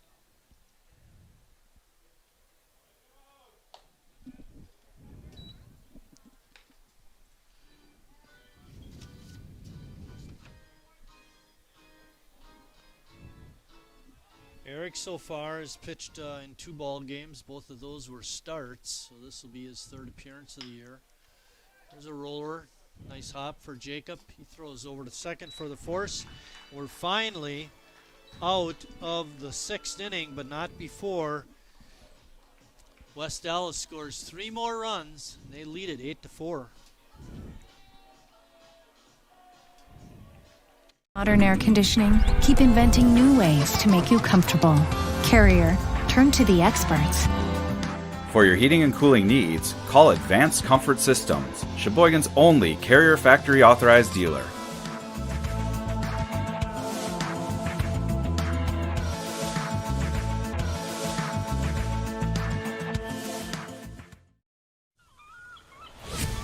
When a Bud Light legend comes back, they do it carrying a squeaky beach chair, an inflatable dolphin, and a cooler full of perfectly chilled Bud Lights on hot sand, wearing only one flip-flop.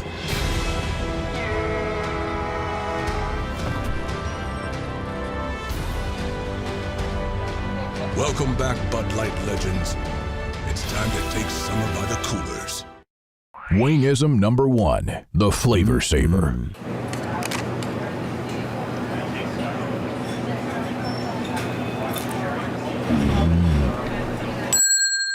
Legend Larry's, the definition of flavor. Wingism number 2, the Joker. Then her dad walked in. Dude, we're done eating. Use a napkin. Are you serious? Yeah. Are you serious? Yeah, I'm serious. Why so serious?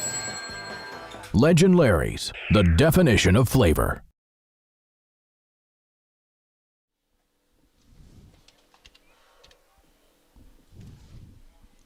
New pitcher in for West Allis, number 44, Dalton Madsen, coming in for relief after a great 5-inning start, giving up 8 hits and 4 runs.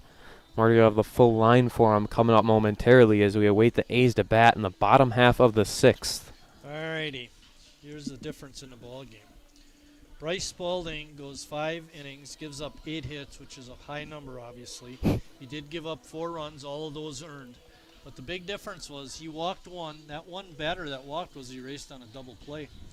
And he struck out 4, and it did not allow any home runs. So Spalding in line to get the win if West Allis can hang on to the lead. And also, Spalding got better as the game went on. He gave up 6 hits in the first 2 innings, and then kind of a real shutout, 3, 4, and 5. He did a great job. Sure, the A's had runners in scoring position, but at the end of the day, couldn't do anything. 2 hits in the third, but then he got 3 in a row in the fourth, and like I said, he walked the leadoff hitter, but then he got the double play and a pop-up on the infield, and yeah, he was much more effective those last few innings.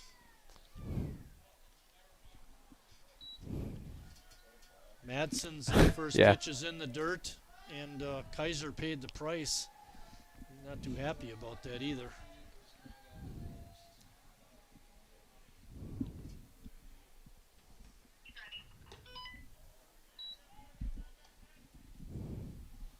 Madsen's second pitch is a ball.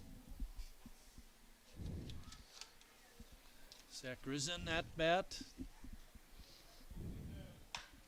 Drives one to right center field. Montgomery after. He's not going to get there. Goes all the way to the wall. Zach Rizin hustling around second, and he'll hold with a double. Good piece of base running. Good piece of hitting by Brady. Not a bad way to start the inning off a whole new pitcher. If you're Sheboygan, leadoff runner on second. Now for the DH, Jimmy Jurgensen. Jimmy looking for his first hit tonight. But a good start, like Jordan said, to the A's 6th inning. Does the West Allis sheet show pitching statistics too? See if he pitched it all so far this year. Dalton Madsen. This is his first appearance of the year.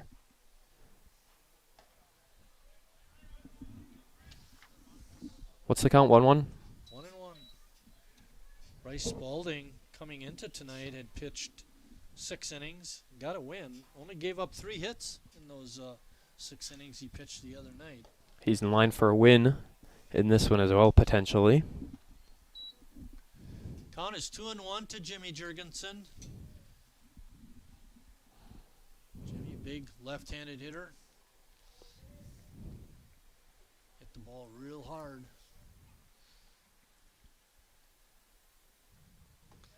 Madsen's looked like a breaking pitch of sorts. Broke inside. Jimmy with a good eye took it. It's 3-1. Waiting to hit is Riley Palmquist. Getting to the lower part of the lineup for Sheboygan, but don't let it fool you. They can still make this Nationals team pay as the pitch just finds the inside corner to make the count full.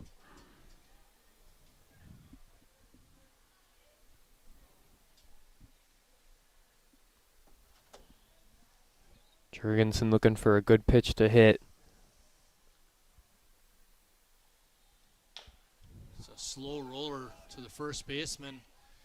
And a nice play by Huntsinger, flipping it over to Madsen for the force out. Moving over to third base was Zach Rizin.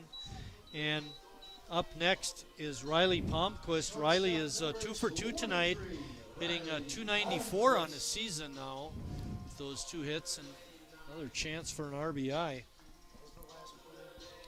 3-1.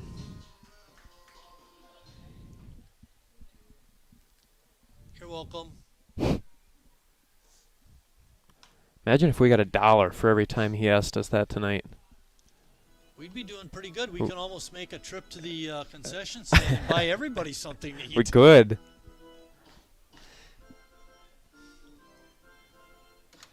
Allis can only hope. More pretzel bits, right? 1-1. That pitch is inside. It evens the count at 1-1. Over at third base is Zach Rizin. He's looking to score. Way ahead of a pitch that nearly hit him. Palmquist singled and scored in the second and singled in the third.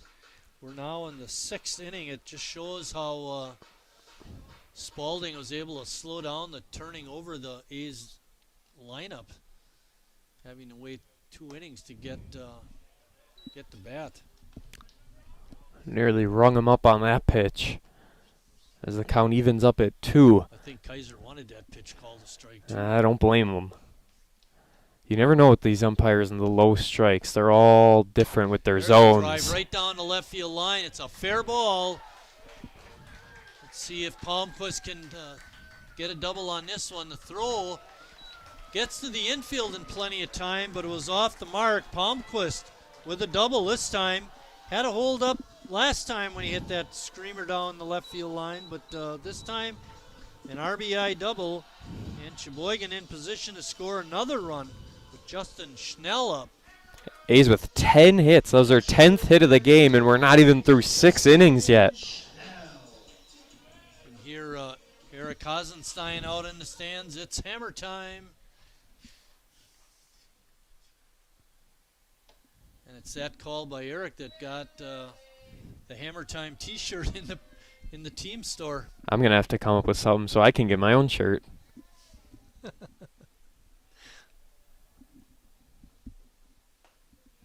You could get a custom-made one. They have companies that do that. Yes, they do. A lot of them out there, actually. Could have one made up intern of the year.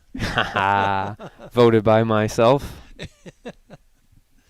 I'll vote for you. Oh, good. At least I got one vote. Drive out to deep center field. Montgomery, racing back. Can't get to it. It's over his head. Goes all the way to the wall, racing around second base, and scoring is Ryan Palmquist. Oh my, what a drive by Schnell. I think Montgomery at first thought he had a play on it. But yeah, he completely misread. Completely misread that ball. If we learned anything from back in the first inning, it's that the ball is carrying tonight as this one goes straight away center all the way back to the warning track, and the A's are back within 2. A little bit of an unusual occurrence in the inning. 3 doubles by Sheboygan. Continuing to score runners. There's just something about this team where they don't mind from playing from behind. They almost thrive in it. It lights a fire under. We've seen time and time again this team get down by 1 run, 2 runs, but 4 runs. Not uncommon either as they're back 8-6 now in this game following their 11th hit of the ball game, and multiple of those have been for extra bases. Robert Cole out to talk to the pitcher.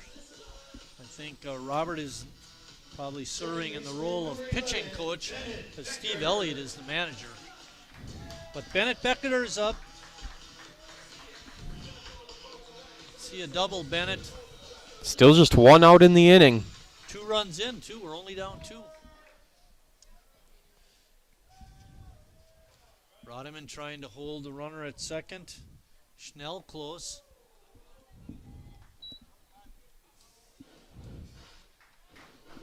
Kaiser's saying, just try to run on my arm. You're not going to do it there when it's down the third baseline. If it's out first, maybe you got a thought of it, but Schnell and Kaiser catcher on catcher. It's a battle. Schnell the runner at second base. Kaiser doing the catching right now. Becker doing the hitting. There's a soft 1 hop to Rodman. Easy play. 2 outs. Another runner moves over to third base for Sheboygan, however, for Gus Walker.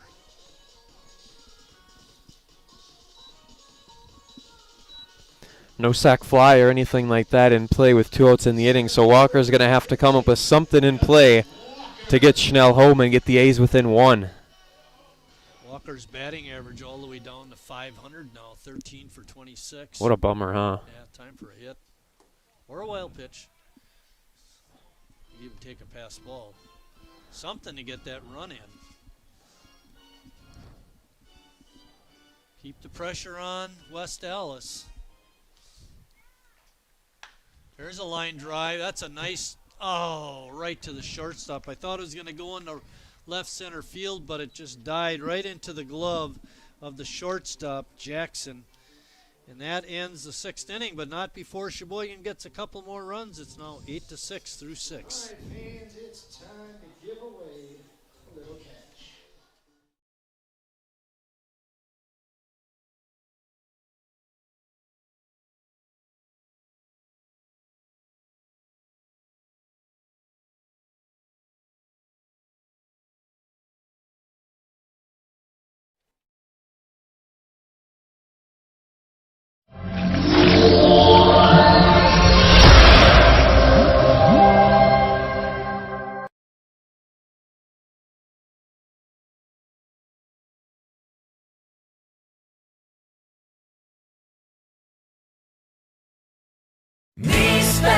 the great taste of Sheboygan. What does it take to stay in business for 75 years? It's not only featuring USDA choice beef. It's not caring about every single one of our 30 varieties of bratwurst. Nope. After being family-owned for 3 generations, we've learned it's about you. At Miesfeld's Market, we give back to the community, and our customers always come first. Since 1941, we've been feeding our neighbors, so come by and see what we've got today.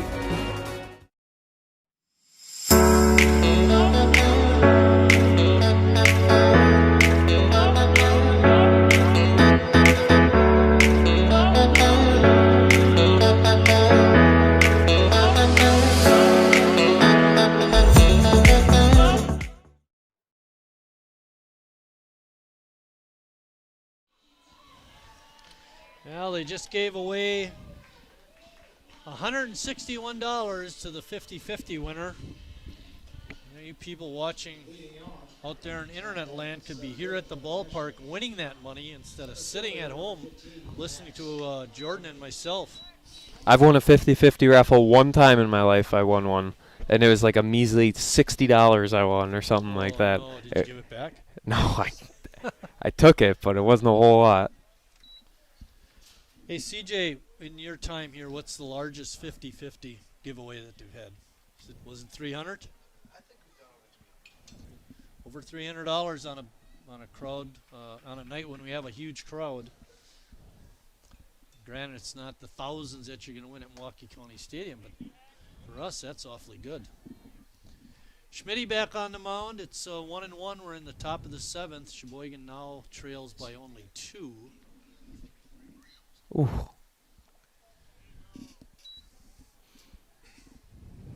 Emery had a little bit of a tough go tonight. Those 5 walks and having 3 of them score. 2 home runs didn't help either. But he'll bounce back.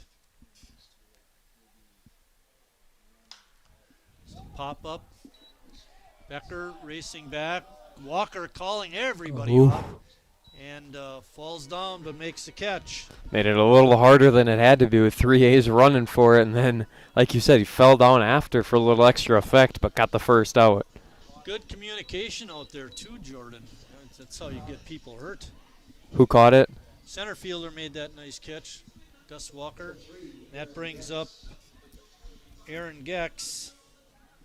Grand slam home run in the first, a bunt single in the 4th inning, pardon me. He's got my favorite. Out in the 5th. He's got my favorite stance of anyone we've seen tonight. Really? You don't like my stance? I mean, I've been standing all game. I know you have. Come on, Jordan. It's commitment. I'm up and down. Ooh, almost bounced right back at Schnell as it went off the netting. Very close. Gecks serving multiple duties tonight. Right field, hitter, and ball picker-upper. And he's done a pretty good job at all 3. No balls and 2 strikes. Eric Schmitz on the hill for Sheboygan.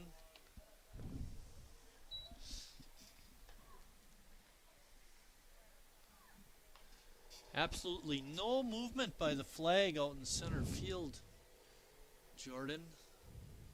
So Gecks is not going to get that little bitty breeze. No extra carry anymore. Exactly.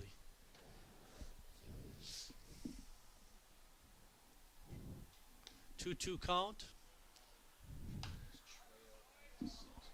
Gecks had a good rip at that. Fouled it back. The lights are on across the street at the softball diamonds, but no action. No one there. On the field. Yeah. There's a good break for strike 3. Buckled the knees. Yes. And he didn't like the call, but it was the correct call. That was a good pitch. Great pitch on the 2-2 count as Schmitz is settling in. Gave up that run, but ultimately he's been doing a fine job out of the relieving role, which is not his strong suit. Not that he's not good at it, he's just never really been put in a position like this before. Like you said, he's usually a starter. Ryan Thrall is up. Ryan is flew out to center and to right and drew a walk in his 3 at-bats.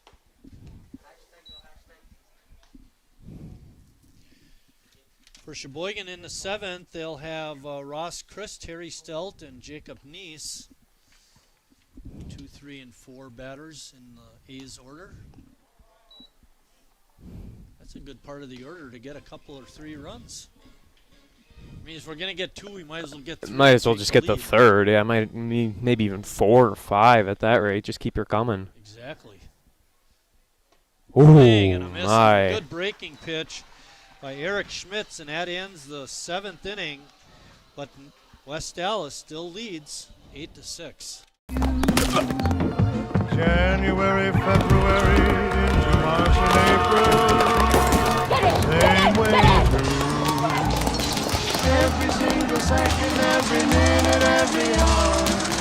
All the whole year through. It is intense right here. Monday, Tuesday, Wednesday, Thursday, Friday, Saturday, Sunday, Monday, Tuesday, Wednesday, Thursday, Friday, Saturday, and Sunday. That's a lot of lemons. Well, you know what they say when life gives you lemons. We know the saying, Mark. New Bud Light Seltzer Lemonade, packed with lemonade flavor after a lemon of a year. Wingism number 3, the Peter Heater. Oh, so hot. Oh, so hot! Legend Larry's, the definition of flavor. Wingism number 4, tea time. What are you, having tea with the queen?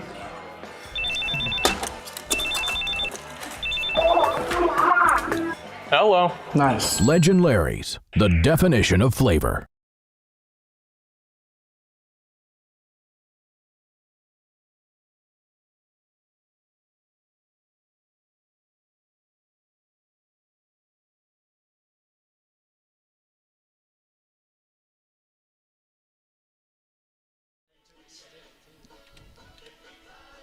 Getting ready to lead off the bottom of the 7th is Ross Crist.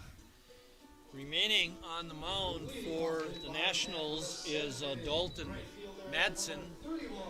Dalton had a tough go of it in the 6th inning, giving up 3 doubles and 2 runs. Only 7 pitchers have appeared in games so far for West Allis. So if that tells you a little bit about their starting pitching and how long they're going in games, we'll see how these relievers are doing, especially the new ones who have yet to get in live action. Put another new one in. Ross pops it up down the left field line. Meidel racing hard and gets there and makes a catch in foul territory. Another nice play by Meidel. Been a thorn in the A's side all night. First baseman, number 19, Harry Stelt. That brings up Harry Stelt.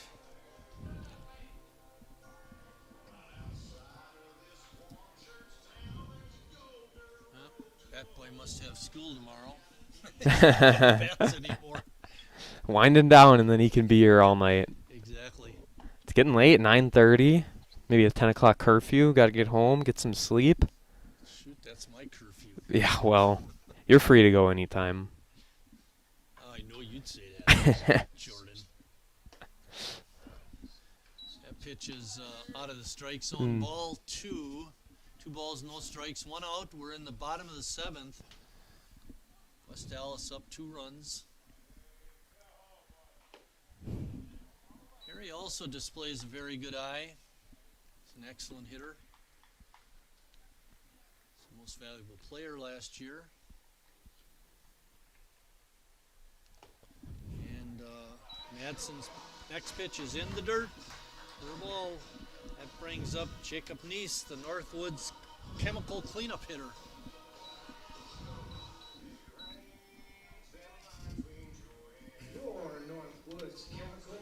I think we woke him up on Tuesday in that game. Over the weekend series in Chicago, it wasn't a terrible weekend for him per se, but we just mentioned, didn't quite have the power, didn't have the pop that he had in opening weekend. And then in Green Bay, has a real good game for the A's in a losing effort. But overall, getting Neese back on board for Sheboygan, that is a great, great sign. Leads the team in home runs with 3 of them. There's a line drive. Base hit out in the left field. Harry is going to have to hold up at second base. But now Sheboygan has 2 runners on with only 1 out. And Brady Zacharison up. And he's 2 for 3 tonight.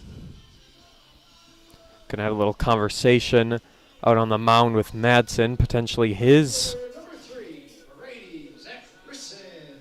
Coming out to talk to Madsen is the manager, Steve Elliott. You got to wonder, He is pulling him. Yep, grabbing the ball. They're going to bring in a new pitcher. So this is going to be that number 42 that came in. Remember, we had a number switch earlier in the game. The starting pitcher was supposed to wear 42, then he flip-flopped. So it'll be Quentin Morris coming into the game in relief, and Quentin will be also making his first pitching appearance of the season. So you asked for it, and we got another new number pitching for the West Allis Nationals.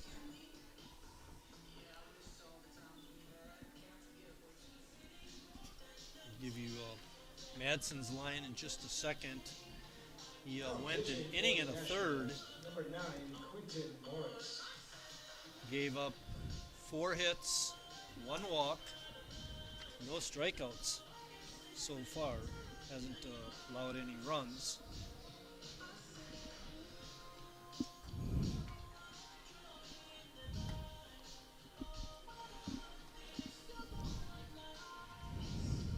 Madsen gave up 2 runs in the 6th.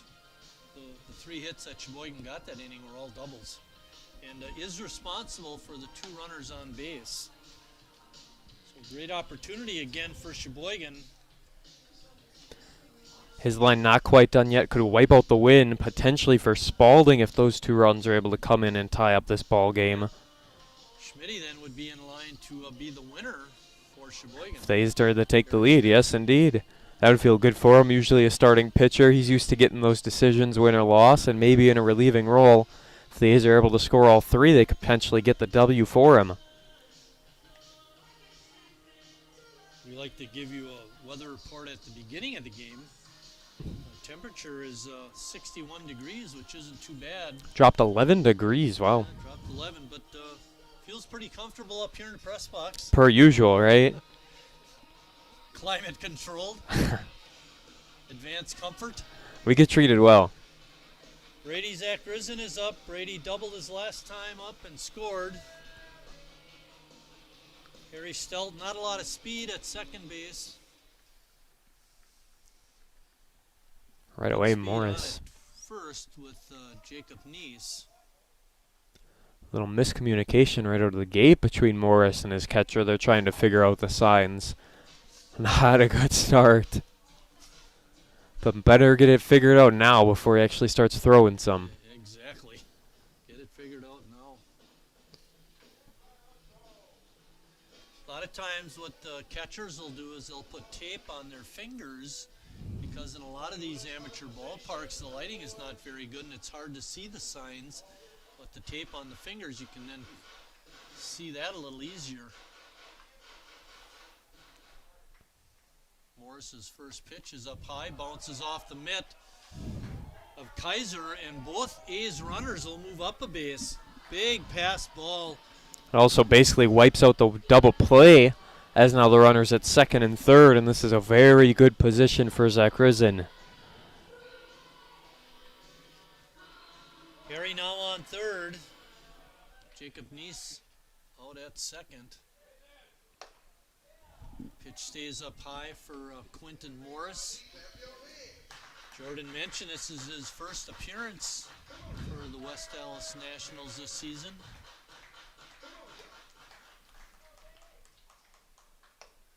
Oh, Brady wanted to check his swing but couldn't. It goes as a swinging strike.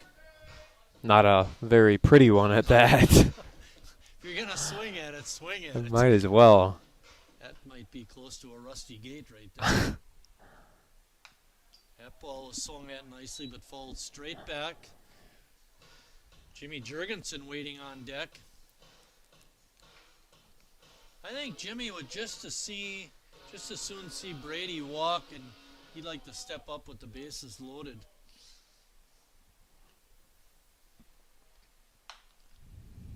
Brady hanging in there, fouling that one off. It's very late on that pitch. He's early on the last 2.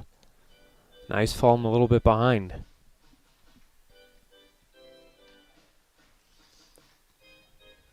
We're in the bottom of the 7th.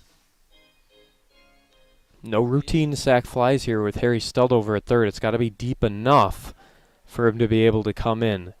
Good stop by Kaiser, but that pitch in the dirt makes the count 3 balls and 2 strikes. Zach Grisson was down, no balls and 2 strikes. He's now worked it to 3 and 2. Good at bat for him.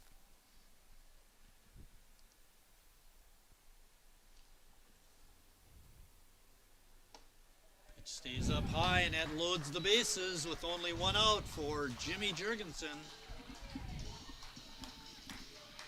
Jimmy hit a long home run to right field on Sunday against the Chicago Rippers. Tonight he's struck out and hit a couple of easy ground balls to the left side, right side of the infield. So what I'm hearing is he's due. Yeah, exactly. That's what I'm trying to say. Without saying it. Come on, Jimmy.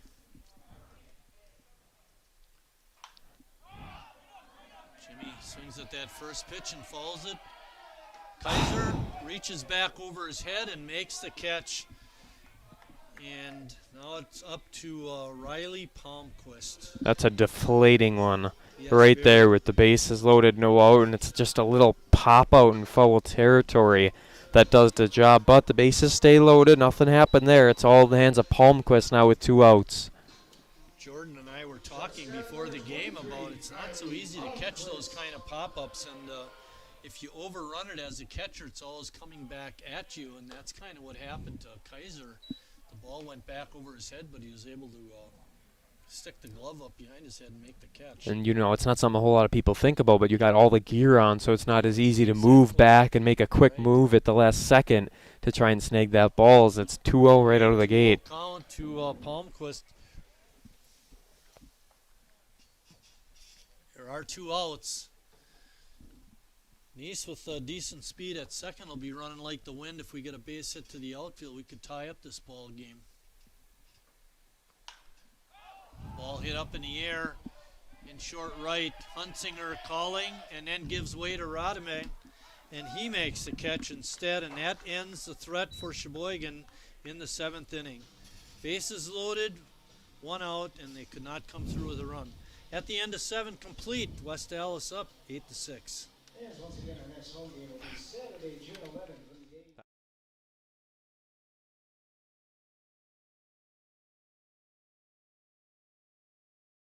Like our cool water personal hand sanitizer with essential oils. Our thoughts and prayers go out to everyone affected by COVID-19. At Northwoods, we're protecting you through this pandemic and the next.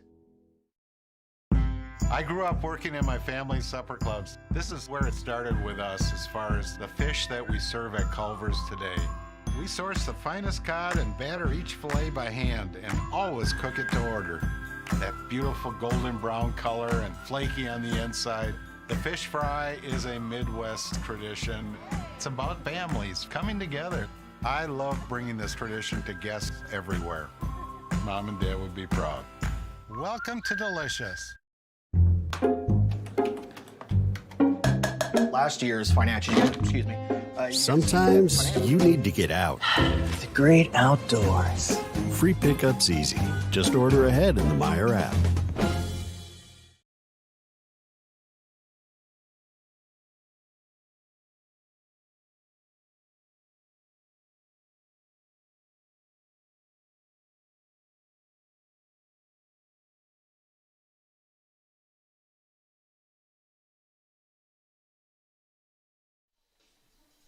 Pitching line for Dalton Madsen for the Nationals is now complete. He's gone.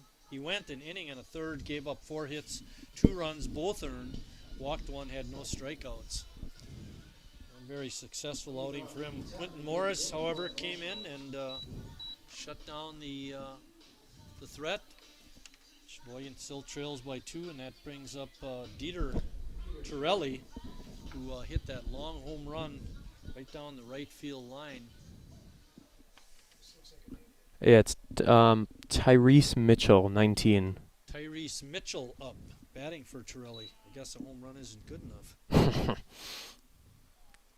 Or he had to go to work. One of the two. Yep.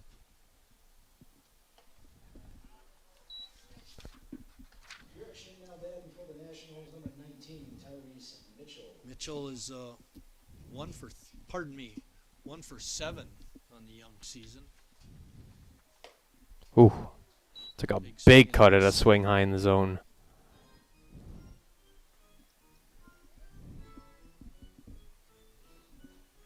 Be interesting to see if Mitchell stays in and plays third.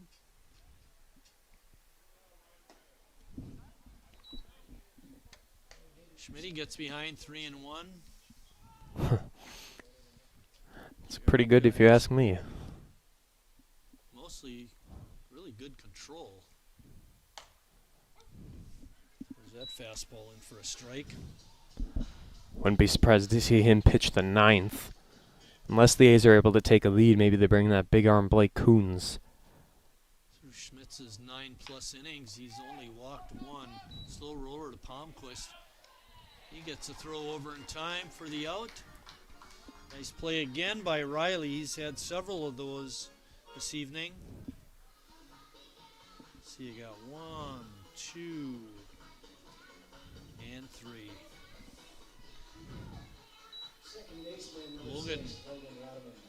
Logan Rodman in. Logan hasn't done much at the plate, but in the field he's been very good.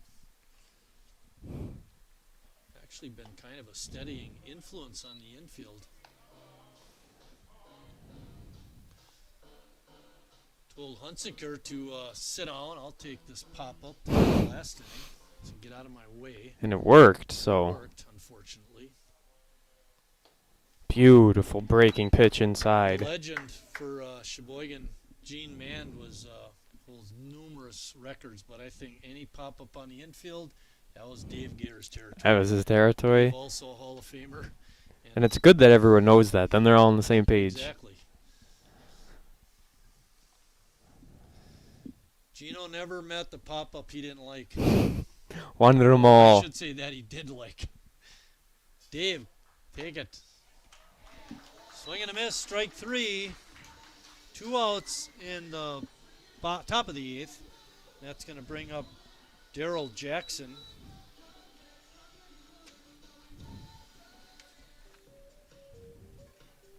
Shortstop number 2, Daryl Jackson. Jackson seems to be one of the key players for this national squad. He carries himself well. He has good at-bats. He does well in the field as well. Just all around seems like a real great player. That's right, as I say it, he might potentially ground out to Nice. Gets it off a bobble. An error on that one? Oh, for sure. E5. While Jordan was making his complimentary comments about Daryl Jackson, I was pointing out that you want those kinds of players to play key positions on the infield. And Daryl, of course, being their shortstop, it's nice to have a guy like him and Rodman. Oh, yeah. In the middle of the infield. Really settles things down defensively. Teasing a bunt with 2 outs, but the pitch is outside for ball 1. Jonah Meidel up. Jonah's, like I mentioned, all night. He's been a thorn in our side. He's 3 for 4. And that 4th time he reached on an error. Made numerous nice plays out in left field. He's got a whale of an arm. I wonder if he does any pitching for him. Doesn't look like it. No, he's not on the list. 2-0 is the count. Schmitz had a quick move to first, but not in time.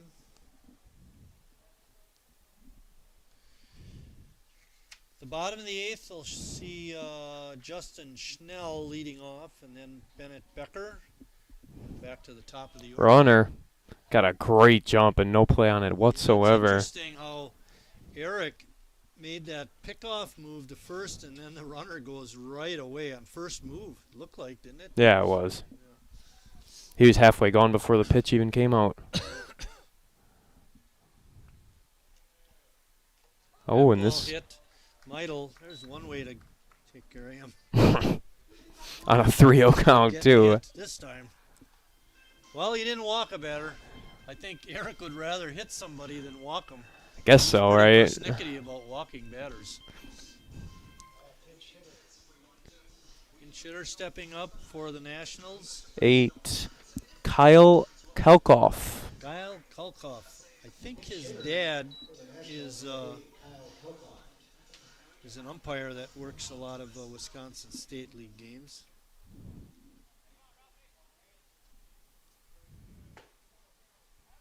Sounds like a hockey name, Kalkoff. There's 2 outs in the inning, but the Nationals do have a couple of runners on. Huntsinger, before he was taken out, was 1 for 2 with a couple of walks. Another pitch comes in low. It's a hitter's pitch, 2-0. Schmitz got a strike in there, and Kalkoff knows it. He might be swinging away.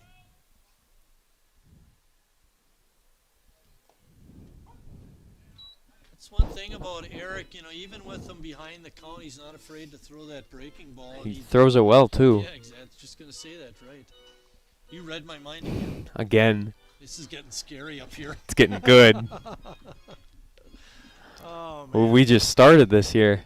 Are you coming back next year? Maybe. I think they want you back in Manitowoc. I got bigger dreams, CJ says. Who knows where I'll be next year. Opportunity I told you about? I didn't look into it yet. No, I should have. I forgot about it. I got to figure out who the new... That's why I'm here to remind you. I got to figure... Like your mother and father, you know, they keep reminding you. That's what I am. It's basically what it is, like a broken record. Oh, man. That pitch looked pretty close, but it was outside. And Schmitz walks Kalkoff to load the bases.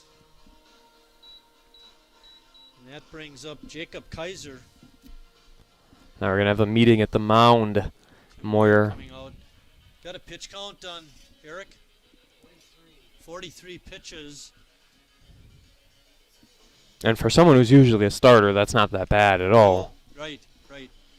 But then it runs into of when is his next appearance going to be? Will it be a start? You start to get in dicey territory. A lot of that. Nia Zhang coming in. Are you legal to be in here? You got to be certified. Come in here, Nia. Just stick around. Sit down at your computer. What was I going to say? I don't know. Oh, I was going to say availability. Yes. You know, when's he, not just because of the pitches thrown, but, you know, what's his schedule like? That is also very true. Married with a child changes things. What's that? I think there's a song, actually. Wedding bells are breaking up, that old gang of mine. Can you sing it? I can sing, but not that one.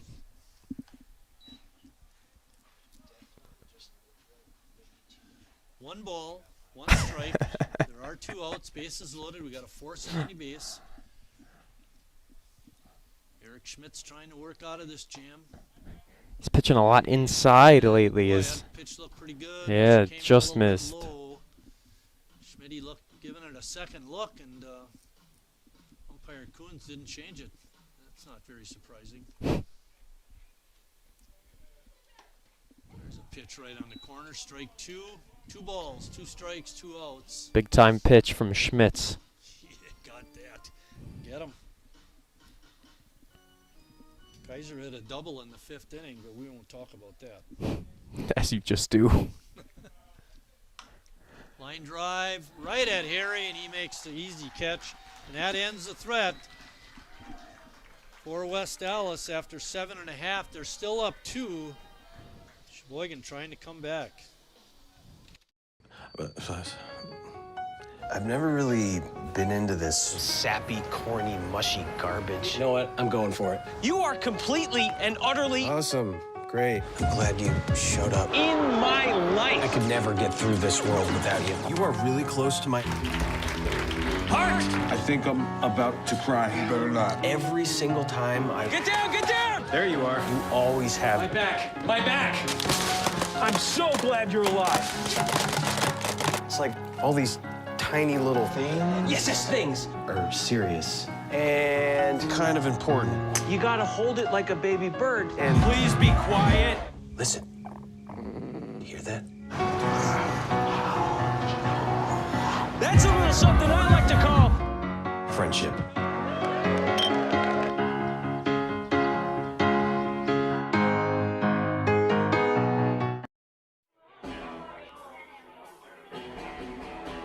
All right, guys, we got teriyaki, honey barbecue, and mild. Enjoy.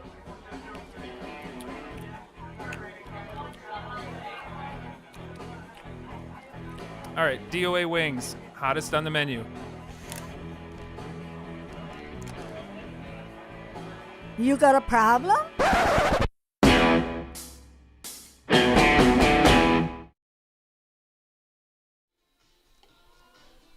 42, right? Yeah. Yeah, same guy. Getting ready to start the 8th inning. I was just looking. Justin Schnell is going to lead it off. He's 1 for 3 tonight. His season average is at 333. He hit a long double back in the 6th. Justin Schnell. And that double that he hit produced a second run for Sheboygan in the 6th.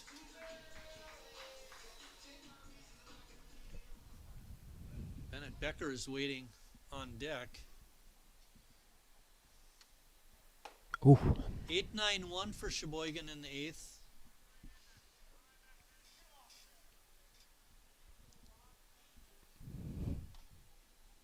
Quentin Morris still on the mound for West Allis. Schnell with a good rip, but fouled it into the Sheboygan bullpen area. Bill Weinog going after that ball.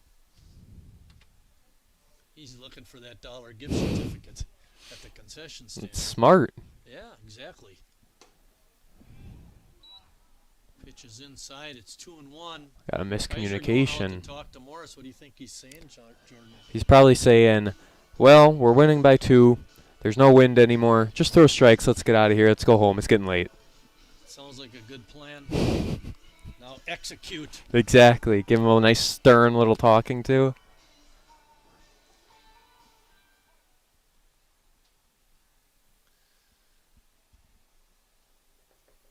Pitch is up high for ball 3.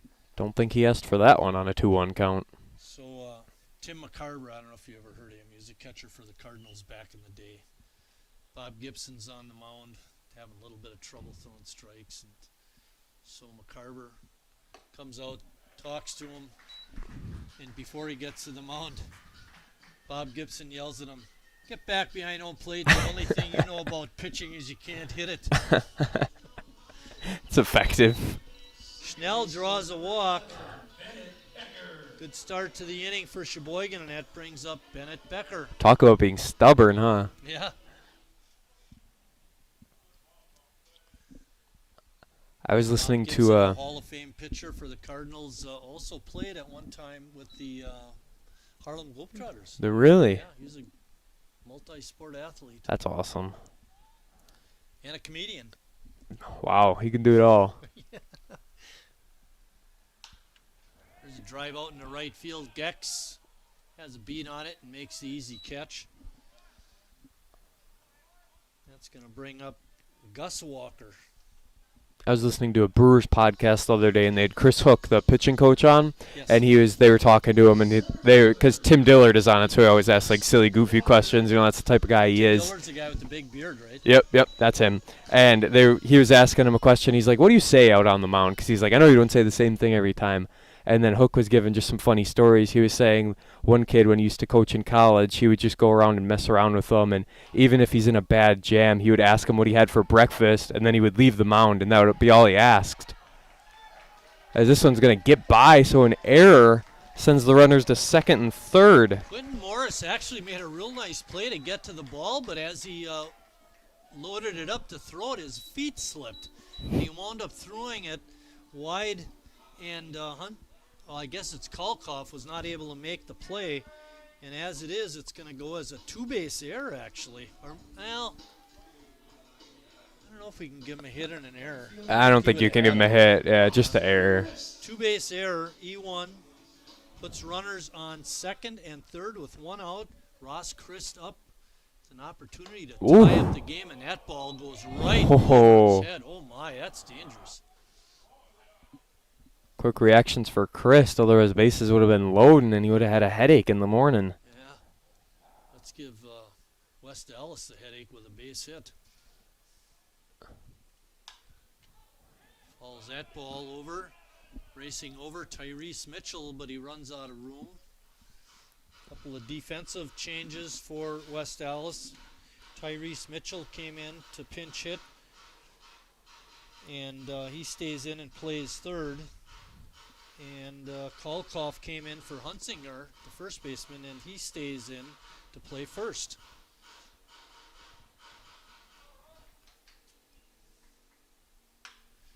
Slow roller to second. Kalkoff has it. Crist with He's going to be... They're going to call him out on a very close play, but a run does score.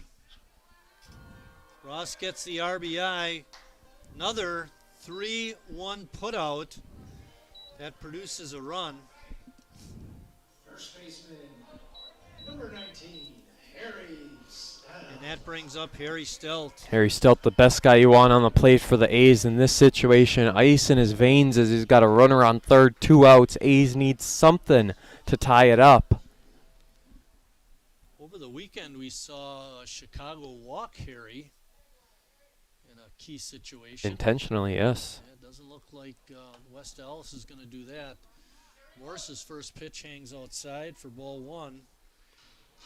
Harry did walk his last time up. The A's have yet to lead in this game. Harry Stout hit a home run in that weekend series against the Rippers, a 2-run shot. Boy, does he want another one of those now. Infield very deep at second and short.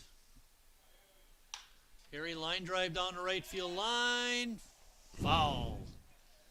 Saw a close one called fair earlier in the second inning, I want to say, very early in this game. Yeah, that was very close. This one a bit more obvious that it was foul. I thought Jacob's ball looked more foul than this one that was foul. See, this one to me was pretty clear foul, but the Nice one I thought was still foul. Close down that right field line as there is no white paint anywhere near it. So it's all a guessing game, basically. Isn't that what umping is? At the end of the day, who really knows where the strike zone is anymore? You can call whatever you want. 2 balls and 1 strike. Sheboygan has a tying runner on third. There are 2 outs. Harry needs a hit. Good eye. Takes that pitch up and out.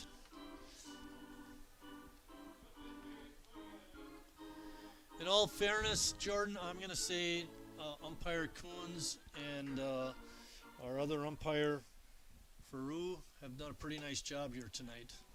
I would say as well as ball 4 is called.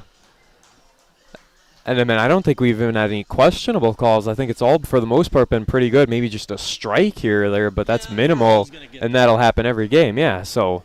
Second walk of the inning puts runners now on at first and third with Jacob Nice up. And Jordan addressed this a little earlier.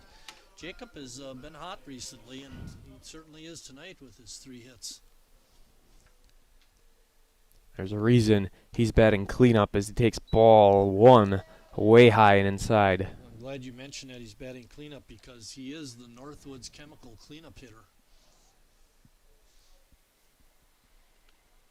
We do not want litigation on the announcers for not giving advertisers time. Yeah, thank you for covering me.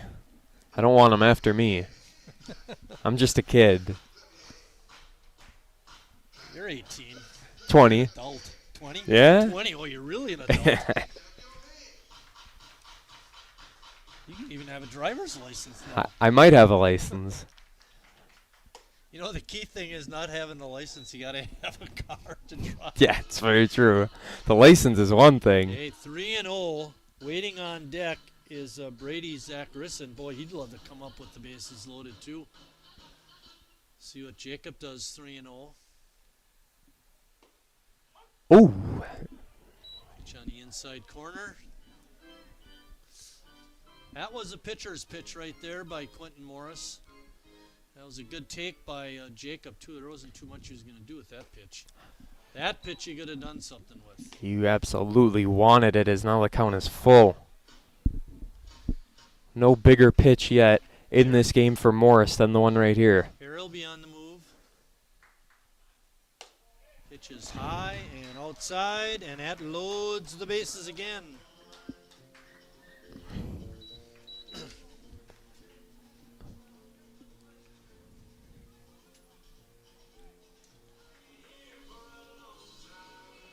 Brady Zach Grissom up. He's 2 for 3 with a walk.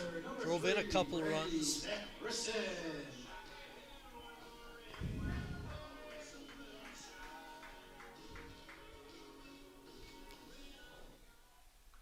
Quentin Morris on the mound for the West Allis Nationals. That pitch is out. Base hit doesn't guarantee the lead for the A's either with Harry at second. It really all depends where that ball is. Yeah, good point. And again, Montgomery not playing very deep in center field. Base hit is going to score 1 for sure. Ooh, just missed. Just off the corner. We like that call. That was a close one. He has been very tight with that zone here in the bottom half of the 8th. You got to throw strikes to get them called. That's what they always say. That pitch is up high. It's 3-0. I got a feeling Brady's going to take a strike or two. Morris has really dug himself into a hole. He's walked 3 batters in the inning. And that pitch is up high. Wow. That ties up the ball game. Bases loaded walk. We're tied at 8. And that's going to bring up Jimmy Jurgensen. And we talked about this, his last at-bat, coming up in a key situation. And Steve Elliott coming out, I think he's going to make a change. That is a very tough spot to put a reliever in. Bases loaded, 2 outs here. They just got to get 1. But my goodness, what a spot. Bring in one of those new guys. Yeah, there's a lot of them. There's more empty names than there are stat-filled names on our lineup. 8-8 ball game, and we'll see what the number is as he makes his way.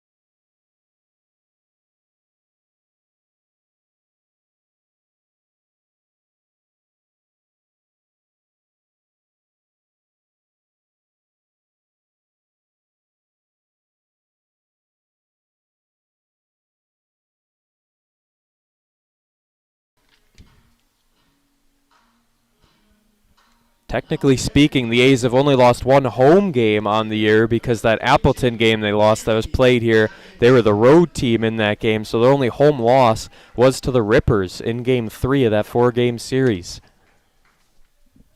Jimmy Jurgensen. Bases loaded and 2 outs. Takes that first pitch up high for a ball. I don't remember Gecks pitching at all last year. It's not to say he hasn't, but I don't think we Gecks do. still in right field. I thought they sent You know who might? No, it's not. We were trying to figure out who's in the right. It's 3 pitching, that's for sure. We know that much. It might have been Cole. I'm not sure though. Of course. Look at this, a 3-0 count immediately. Gecks. Jimmy should be taking a pitch or two here. Opportunity to get the lead run in for the walk.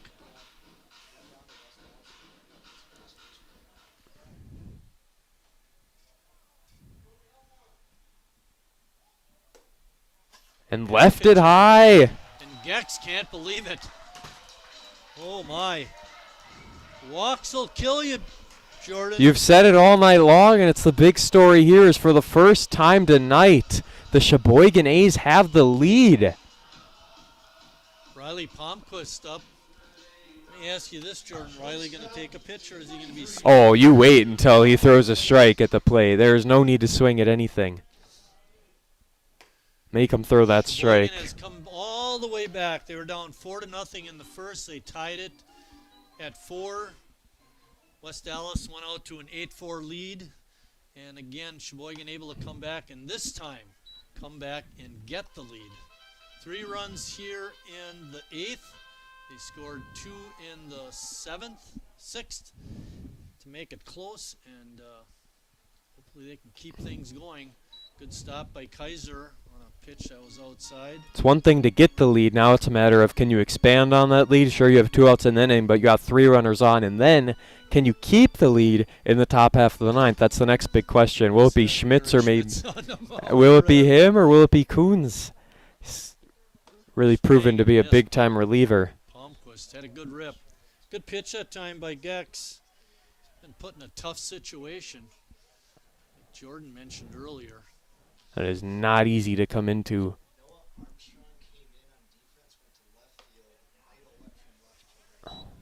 Okay. 3-2 pitch again. So Noah Armstrong, 22, is now in left field. And then the left fielder went to right. In left field, and Meidel moves over to right. Full count. Drive down her left field line is Just ahead of it. Oh boy, that sounded good. It did. It had that sound. But now we do it all over again on the full count.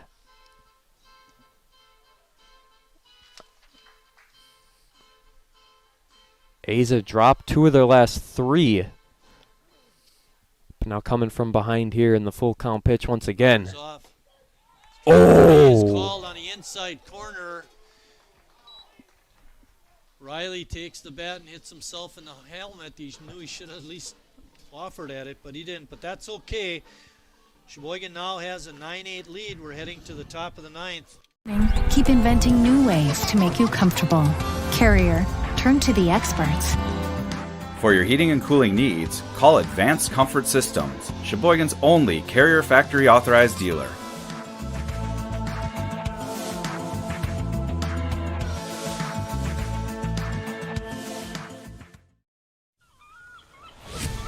When a Bud Light legend comes back, they do it carrying a squeaky beach chair, an inflatable dolphin, and a cooler full of perfectly chilled Bud Lights on hot sand, wearing only one flip-flop.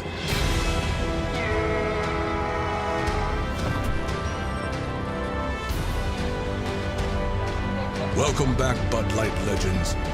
It's time to take summer by the coolers. Wingism number 1, the Flavor Saver.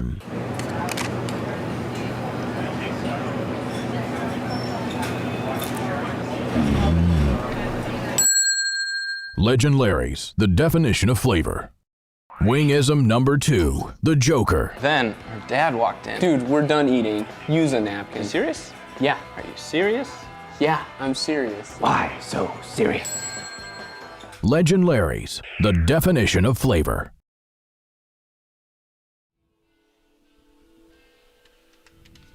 Eric Schmitz is on the hill for Sheboygan. In line to get the win if he can shut him down. Got the complete line on Quentin Morris.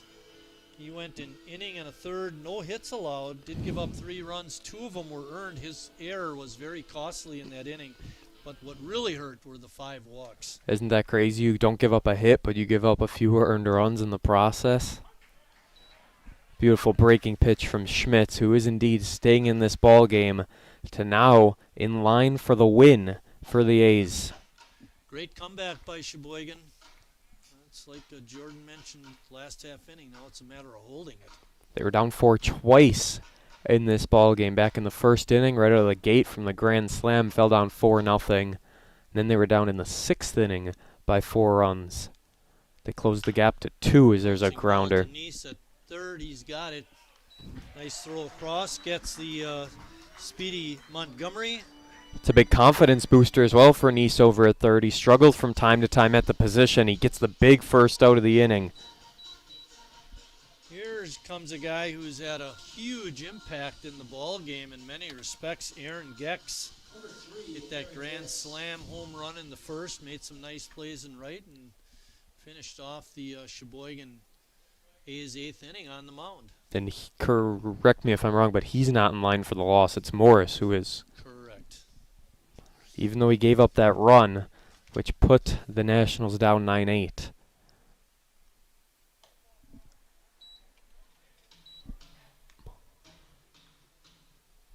Yeah, he walked in the run. That'll gave Sheboygan. No, gotta look at this again. Gotta get Gecks. Hits it high in the air. Bennett Becker over and makes the catch. Nearly jumped away from him at the last second.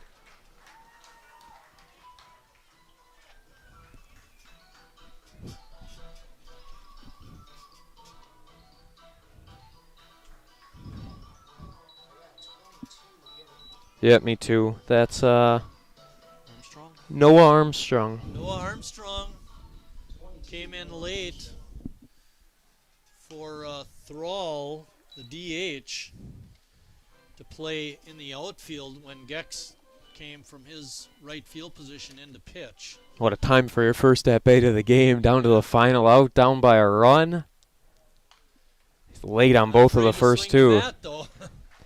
It's good to see, but if he swings at a bad one here, it's the end of it.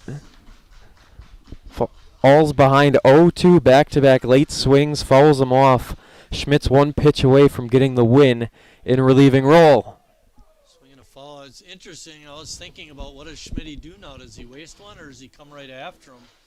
And it looked like he was coming right after I would have wasted one seeing as he swung at the first two, no matter where they were. But now we'll see again on the 0-2. He's got a few to work with if he wants. Line drive out the center and deep. Walker over and makes the over-the-shoulder catch to end the ball game. And Sheboygan comes back to win it, 9-8. Your final score, the A's. Not once but twice. Huge come-from-behind win for the Sheboygan A's here. They'll improve to 7-3 on the year. Their WSL, the Wisconsin State League record, evens up at 500, 1-1 following the loss on Tuesday. They even that up and continue their winning ways. They have now won 2 of their last 4, so they're a little rocky in their last few, but a big confidence booster, huge. Not once but twice, coming behind from down 4 runs in this game as the A's beat the Nationals 9-8. Alrighty, line score for tonight's ball game. West Allis, 8 runs, 8 hits, and 1 error. Sheboygan, 9 runs, 12 hits, and 2 errors. The winning pitcher was Eric Schmitz in relief of Noah Emery, and the losing pitcher was Quentin Morris. We had talked earlier, we will not have a live stream broadcast until June 11th, when Sheboygan hosts the State League Challenge. And on Saturday, June 11th, Sheboygan will play Kenosha at 11 a.m. in the morning, and then they'll play Addison at 5 p.m. that evening. And with that, for my partner, Jordan Lawrence, I'm Mike Martin saying thanks.